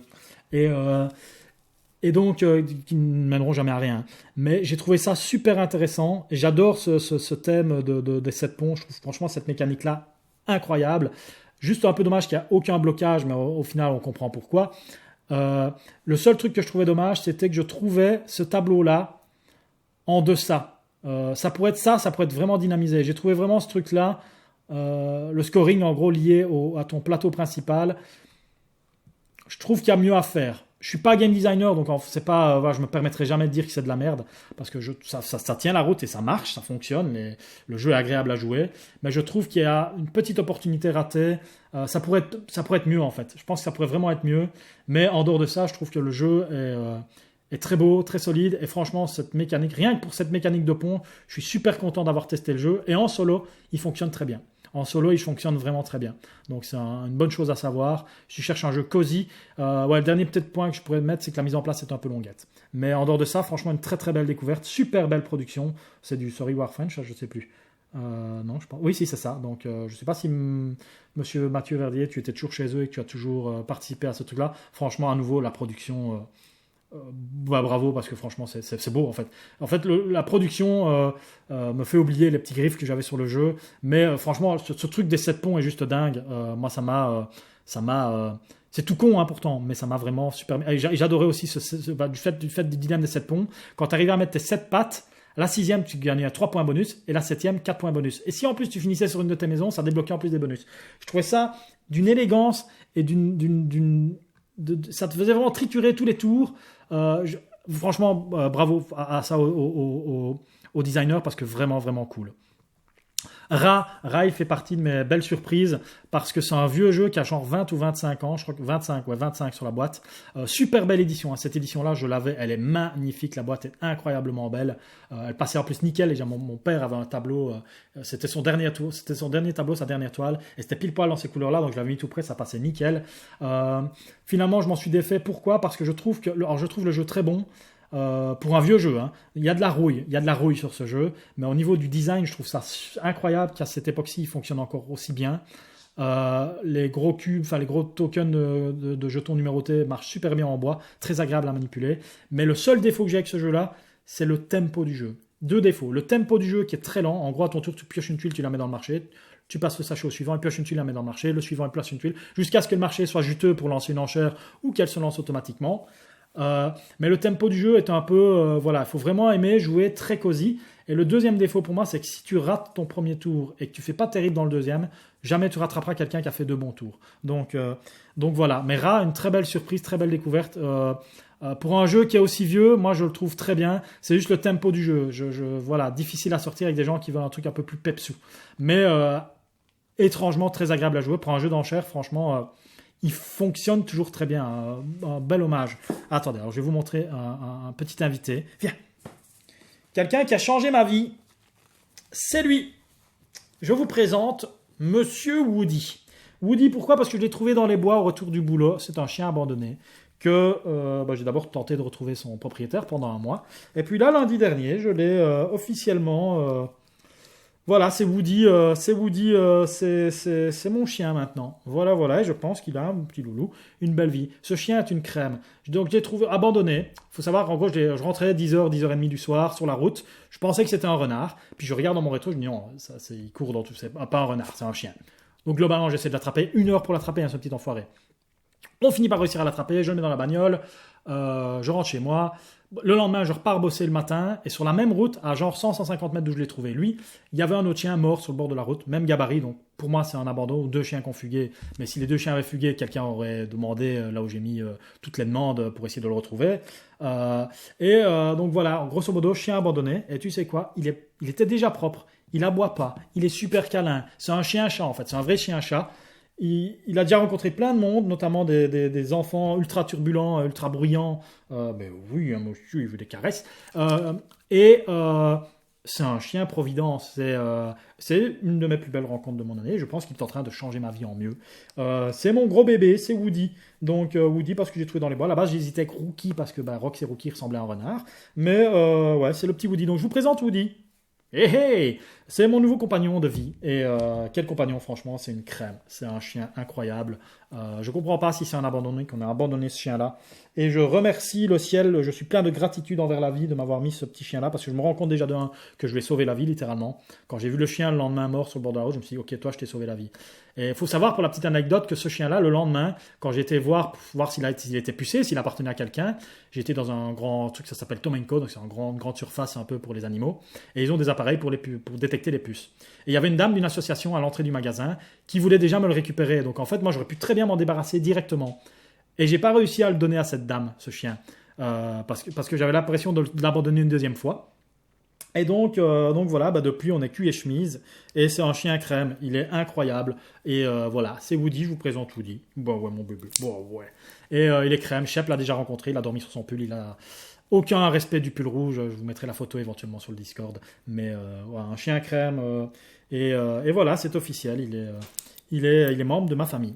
Donc voilà. Slay the Spire, je kiffe. En fait, moi, j'ai joué une quarantaine d'heures au vieux, le 1, sans jamais vraiment rentrer dedans. Je jouais quasi tout le temps le soldat de fer et voilà, j'arrivais pas à faire des grosses ascensions et tout ça. Donc j'aimais le jeu, mais il y a tout un moment, en fait, j'ai beaucoup joué au début, puis pendant plusieurs années, j'y ai plus joué. Et puis le 2 est arrivé là, il y a pas longtemps, et j'y ai rejoué, avec les potes notamment, et c'est le gros kiff. Sur le 2, j'ai déjà 80 ou 90 heures, et le fait de pouvoir y jouer en coop est génial. Et donc du coup, au gîte cette année, avant que le 2 sorte, j'ai découvert le jeu de plateau, parce que je voulais être un peu, pas mourir idiot, et je voulais voir un petit peu que tous les retours positifs qu'il y avait dessus étaient vrais ou pas. Et pour avoir du coup maintenant beaucoup joué au 1 et au 2, eh ben franchement, l'hommage est excellent. Je voulais faire cette petite aparté. Le jeu est super bien porté, c'est très bien foutu. Par contre, c'est long, mais si tu cherches un vrai deck building qui se joue en campagne, parce qu'au final, c'est une campagne, c'est 3 chapitres qui peuvent être assez longs. On a mis 4 heures avec Shep hier quand il est venu jouer. On est arrivé au boss final, donc franchement, c'est 4 heures, mais ça m'a pas paru long. Par contre, c'est clair que quand on a joué à 4 au gîte, là, les autres jouaient beaucoup trop vite, je captais rien, j'étais fatigué. Shep aussi avait complètement déconnecté cette partie-là. Mais c'est un super bel hommage. Moi, à titre personnel, je vois pas l'intérêt de l'avoir en plus. Parce que quand je veux jouer tout seul, je joue tout seul au jeu, ça va tellement plus vite, c'est tellement plus agréable. Mais je comprends quelqu'un qui adore cet univers-là, qui jouerait beaucoup à 1 ou à 2, et voilà, c'est un magnifique hommage. Donc très très beau. Cardia, belle surprise dans un jeu à 2, franchement. Regardez une vidéo règle, ça se joue très vite, c'est très agréable. J'étais très très surpris par ce jeu, agréablement surpris par ce jeu. J'ai pas assez de parties sous la ceinture pour pouvoir me dire vraiment un incontournable, mais franchement, très solide jeu à 2 pour des joueurs quand même, je vais dire, initiés, chevronnés, mais si c'était un couple ou 2 potes qui jouaient souvent ensemble, au regard du matos, du prix et de la taille de la boîte, franchement, foncez parce que c'est une très très très belle pioche. Cardia, une belle surprise cette année.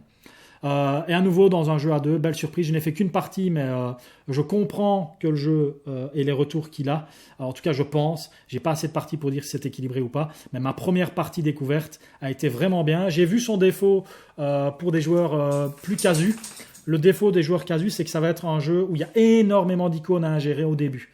Par contre, à nouveau, si tu es ce couple qui joue beaucoup, ces 2 personnes, 2 potes qui jouaient beaucoup ensemble régulièrement, je pense que ça peut être une excellente pioche. Comme en fait, c'est le même profil pour moi qu'un Cardia. C'est un jeu auquel il faut jouer plus régulièrement pour plonger vraiment dans la stratégie, la subtilité du jeu. Mais j'ai trouvé ma première partie vraiment, vraiment ultra agréable. Le matos très beau. J'aime pas trop le design blanc, mais au final, ça rend le truc très lisible.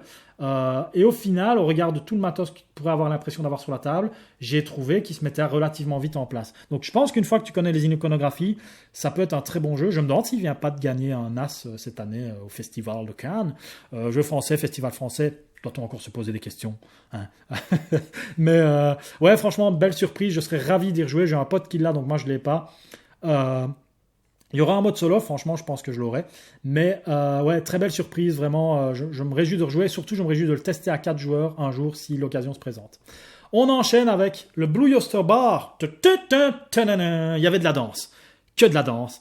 Ces jeux qui m'ont fait danser, il n'y en a pas beaucoup. En gros, c'est mes coups de cœur depuis que j'ai tourné la vidéo d'Harmonie. On va terminer par ça et je pense qu'on sera sous l'heure 30 et ça sera nickel. Orléans en premier. Orléans, quelle claque. Quelle claque. Je l'ai découvert d'abord en Versus. Une pote l'avait emprunté à son frère. Ils l'ont découvert, il m'a dit ouais franchement excellent, tu vas voir, tu vas adorer. On s'est retrouvé à 4 devant ce jeu-là. J'ai kiffé ma partie à 4, c'est du backbuilding. La boîte est dégueulasse. Au rayon des défauts de ce jeu, il y en a 2 pour moi. C'est la boîte qui est dégueulasse. Ce jeu mériterait vraiment une réelle... ce jeu-là refait par les gars qui ont refait un jeu un peu plus loin dans la liste. Ce serait magnifique. Tu refais une version ultra deluxe avec ça, avec des beaux tokens en bois imprimés et ce genre de trucs-là, je le prends direct. Et qui inclut la version, parce que pour moi, il faut vraiment, pour que le jeu décolle en compétitif, il est très bon en versus, en compétitif, mais il est encore tellement meilleur avec l'extension Invasion. L'extension Invasion qui rajoute la coop et du solo.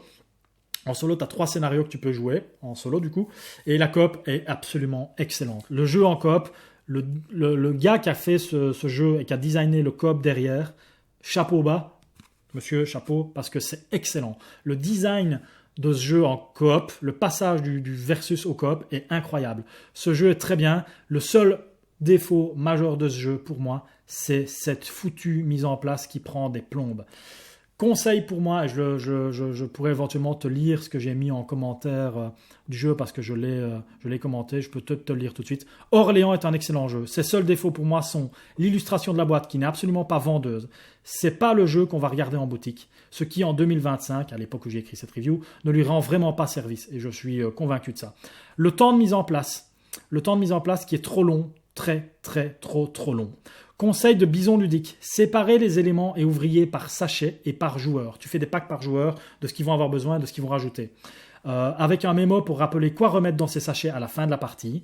Gain de temps assuré et faites participer la table à la mise en place. Et là, je parle notamment du plateau général où tu vas avoir toutes les ressources de la ville d'Orléans.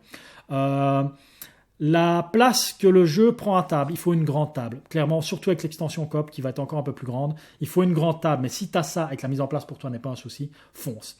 La qualité des jetons qui auraient mérité mieux, perso, je les ai encapsulés. À l'époque, je les avais encapsulés. En compétitif, certaines tuiles sont trop puissantes et je vous conseillerais de les retirer. Là, je parle des bains publics et de la sacristie, qui est pour moi en versus quand tu joues en compétitif. Pour moi, doivent être retirés pour que le jeu soit plus équilibré. Malgré ses défauts, Orléans est vraiment un excellent jeu. 18 tours peuvent paraître longs, mais ils passent au final très vite tant la mécanique du jeu est super fluide. Si vous aimez le backbuilding, que vous avez une grande table de jeu et que les mises en place ne vous rebutent pas, Orléans traverse les âges et reste un choix très solide. Ce jeu mériterait réellement une vraie édition de luxe, un peu comme un Awakened Realm l'a fait avec les châteaux de Bourgogne. J'ai descendu ma note à 7.5 à cause de cette satanée mise en place. Sans cette dernière, Orléans serait facile en 8, voire un 9 avec l'extension Invasion. Voilà ce que je dis d'Orléans. C'est excellent pour moi. C'est un excellent jeu. Si les défauts que je t'ai cités ne sont pas un problème, fonce, c'est vraiment excellent. Peppertale, c'est ma découverte ludique solo cosy. En solo, je trouve ce jeu excellent et je pense qu'il est très bon aussi à 3 joueurs. Je ne l'ai pas testé, mais à 3 joueurs, tu vas interagir, tout le monde va interagir avec tout le monde et je pense que le sweet spot pour ce jeu, c'est 3 joueurs. Globalement, c'est de la construction de tableaux, pas vraiment du deck building, mais c'est plutôt de la construction de tableaux. En gros, toutes tes cartes, elles ont une durée de vie, elles vont s'en aller à un moment ou l'autre, elles ne vont pas rester longtemps sur la table. Tu joues jusqu'à 4 cartes à ton tour. Les 2 cartes devant vont attaquer, ça va être ta ligne d'attaque. Les cartes derrière vont rester en jeu et te produire. Elles vont toutes te produire des ressources, mais les 2 devant vont attaquer. Tu peux potentiellement passer à 3 cartes devant. C'est super bien foutu. Je rentre pas dans les cartes. Je pense que Zeugma en solo a fait une partie. Va la regarder. Ce jeu en solo, c'est vraiment devenu mon jeu cosy par excellence. Gros défaut de la version intégrale. Alors déjà, ce qui est génial, c'est que tu as tout dans la version intégrale. Ça, c'est top. Par contre, la version intégrale, la boîte, elle ferait le quart de sa taille. Tout rentre dedans. Hein. Moi, j'ai réussi à récupérer, j'ai récupéré une boîte. Qu'est-ce que tu fais, loulou? T'es coincé? Allez, viens. T'es coincé. Il est coincé. Il descend des escaliers ultra rock'n'roll qui lui font peur, mais il y va. T'es coincé, loulou? T'arrives à descendre? Voilà. Super. Ben, tu vois? Espèce d'arceau, il va. Tu veux revenir? Allez, reviens. Excellent, franchement c'est une de mes plus belles découvertes solo de cette année, c'est un des seuls que j'ai encore parce que il marche très bien en solo en fait, vraiment le mode solo qui est arrivé aussi après, ça aussi c'est une preuve de game design vraiment bien foutu, d'arriver à faire un bon mode solo sur un jeu qui est qui n'était pas prévu pour ça à la base, quoi. Et vraiment, tu retrouves ce draft, le draft du mode solo. Et si tu cherches un jeu de draft qui se joue bien en solo, je trouve que le draft de Paper Tail est incroyable, en solo en tout cas, parce que tu as vraiment du choix pour toi, du choix que tu ne dois pas faire pour l'IA qui va jouer contre toi, parce que si tu lui laisses des cartes qui vont s'activer, elle va marquer des points. Donc c'est super intéressant, tu as vraiment du dilemme et du choix à tous les tours de draft. Donc franchement, une excellente découverte du jeu. J'aime pas le graphisme des cartes, la chart color, ça reste cohérent, tout le jeu en lui-même reste cohérent parce que c'est toute la même chose, c'est la même teinte un peu pastel comme ça, mais à titre personnel, c'est pas ce qui me parle mieux. Tu m'aurais mis les graphismes de A Wild Venture dans Paper Tail, je suis aux anges total. Mais par contre, je trouve que les boîtes sont très très belles. Mais ouais, vraiment en solo, très très belle découverte. Je serais vraiment curieux je l'ai testé à 2, ça se jouait. Et à 3, à mon avis, il doit être vraiment bien. Mais ça reste un jeu initié. Il faut quand même un jeu où il faut rentrer dans les règles. Au final, il n'est pas compliqué à jouer, mais tu as quand même beaucoup surtout pour les bâtiments, il faut comprendre quand même 2-3 petites choses. Sengoku fait partie de mes belles découvertes. Sengoku, c'est un jeu qui, pour moi, pourrait être mis dans des écoles de game design, tellement ce jeu, d'une simplicité élégante. C'est vraiment ça qui ressort. C'est un jeu de dés. Tu lances 3 dés à ton tour. Tu fais 2 groupes, donc tu auras un dé tout seul et 2 dés ensemble. Les 2 dés ensemble vont te dire où tu vas poser tes troupes sur le plateau. Donc si tu fais 6 avec tes 2 dés, 3 et 3, bah, tu vas venir en 6. Et le deuxième dé tout seul, bah, si tu fais 1, 2, c'est un soldat. 3, 4, c'est 2 soldats. 5, 6, c'est 3 soldats que tu mets dans la région que tu as mis. Donc imagine que je fais 12 avec 6 et 6 et qu'à côté j'ai encore un 3. Et ben, je vais mettre 2 bonhommes dans le 12. Et après, une fois que tout le monde a mis ses bonhommes, globalement, je te résume ça très rapidement, tu as une phase 2, et la phase 2, c'est les majorités. Tu calcules qui remporte chaque région, sauf que tu le fais de la plus petite province, donc celle qui a le plus petit chiffre, à la plus grande. Donc tu commences au 2 et tu finis au 12. Et à chaque province remportée par un joueur, il va cascader. Cascader, en gros, il va mettre des troupes dans les provinces adjacentes où il a des troupes. Et donc, il faut bien c'est le seul truc à bien expliquer avant une partie, mais malgré ça, il faut quand même une partie avec des joueurs, une première partie pour qu'ils tiltent vraiment et se disent « Ah ouais, ok, ça va, c'est comme ça que ça se passe. » C'est ultra simple, c'est ultra élégant, c'est ce jeu, ouais, je dirais pas, alors, j'ai réagi sur une vidéo de Pénélope qui dit que pour elle, il faut le posséder absolument. Pour moi, tu ne dois pas le posséder absolument. Tu dois le tester par contre. Tu dois vraiment l'essayer parce que je pense que c'est un jeu qui peut rentrer très facilement dans une ludothèque. Pour moi, son seul défaut avec des joueurs non joueurs, c'est son thème. Il va moins parler qu'un Las Vegas par exemple, qui a un peu le même thème de lancer des dés et de récolter des trucs et d'avoir un peu ce contrôle de territoire, parce que Las Vegas au final, tu contrôles un territoire pour remporter de la thune. Mais le thème de Las Vegas sera plus facile pour une famille casu en mode ou avec des invités apéro, tu vois. Que Sengoku, c'est province en guerre, c'est un truc nippon. C'est quand même un peu plus sérieux comme truc. C'est de la conquête de l'époque médiévale au Japon.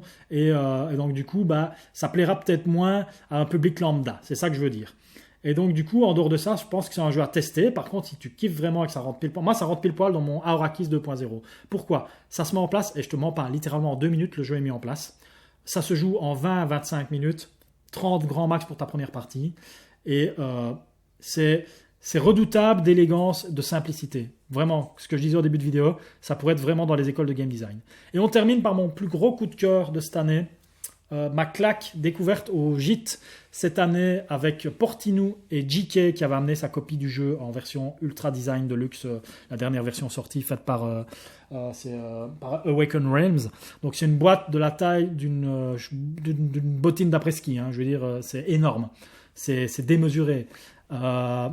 Mais j'ai pris une claque avec ce jeu et en plus le petit effet qui se coule, c'est qu'il y a une version digitale que j'ai pris sur le côté et qui m'éclate à mort. C'est devenu mon jeu, globalement c'est devenu mon jeu, en tout cas en digital, c'est devenu mon jeu de chevet quand j'ai vraiment pas envie de me prendre la tête.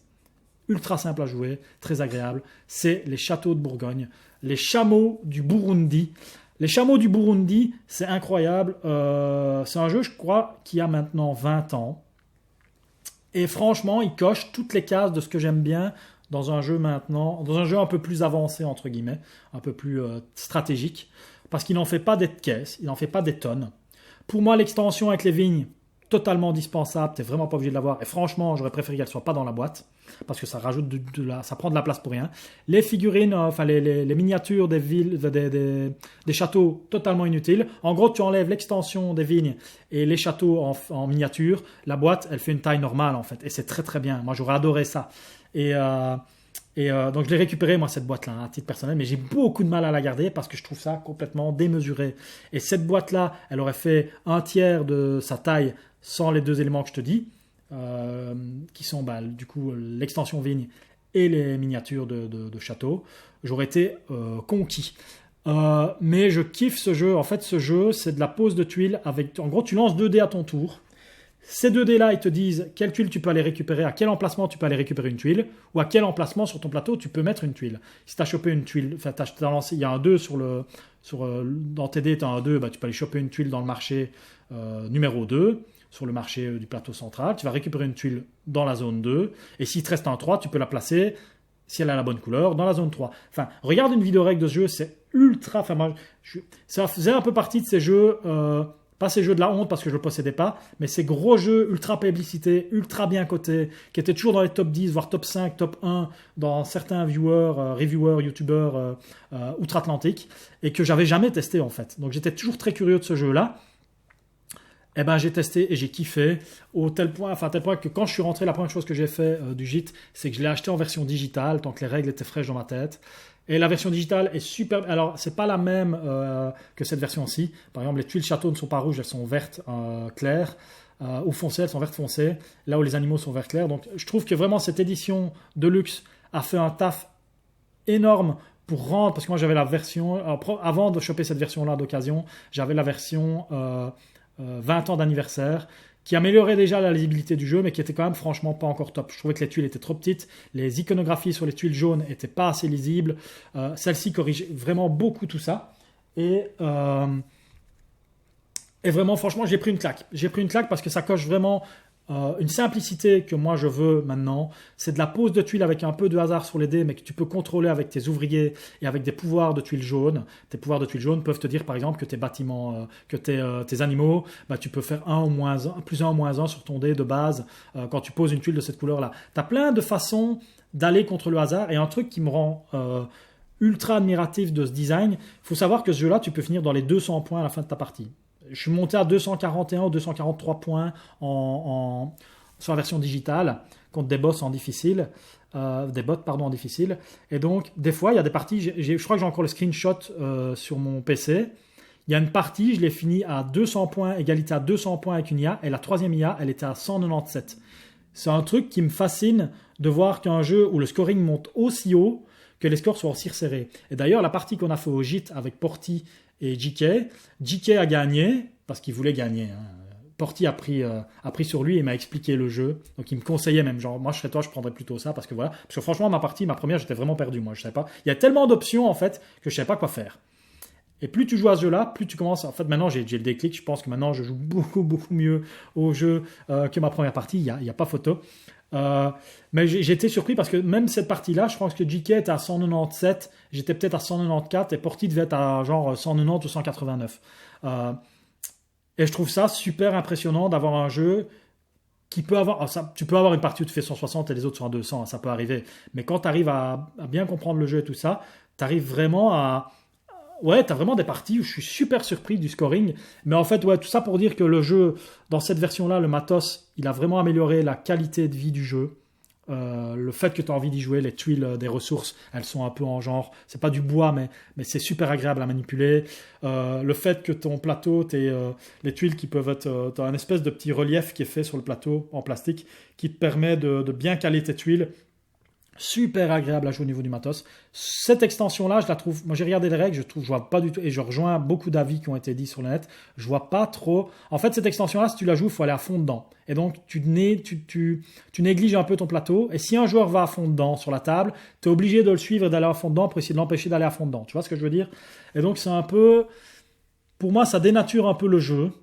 Et si je veux, honnêtement, parce que tu rentres dans un espèce de jeu polyomino, là, vraiment avec des tuiles doubles d'agencement où ton plus grand territoire d'une telle couleur va te rapporter plus de points. Si je veux faire un jeu de polyomino, je joue pas au château de Bourgogne en fait. Je joue à Cascadia, je joue à Harmonie, enfin qui est pas mais qui est du placement comme ça vraiment pur. Je joue à Alice Garden, tu vois. Je joue à l'île des Chats.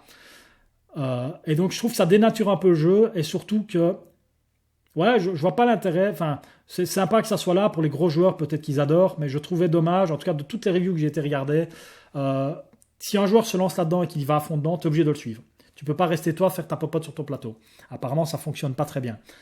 Donc voilà, je n'en dirai pas plus. Moi, j'aurais préféré que la boîte soit plus petite, sans l'extension vigne et sans les miniatures. Les châteaux servent à rien. Regarde, ça sert à rien.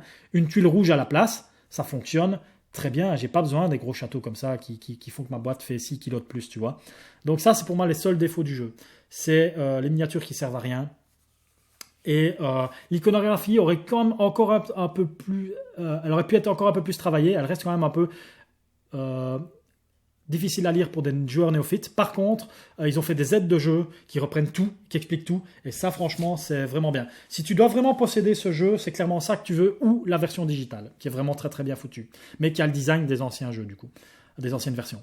Vraiment, c'est ma plus grosse claque ludique. C'est les Châteaux de Bourgogne. Je kiffe ce jeu. Est-ce qu'il restera dans ma ludo? En fait, je dois le tester avec mes potes en avril. Et je dois le tester aussi à deux et aussi avec ma nièce pour voir si vraiment il sort facilement, que j'y prends du plaisir avec le matos et tout ça. Je le garderai le temps de voir si je le garde.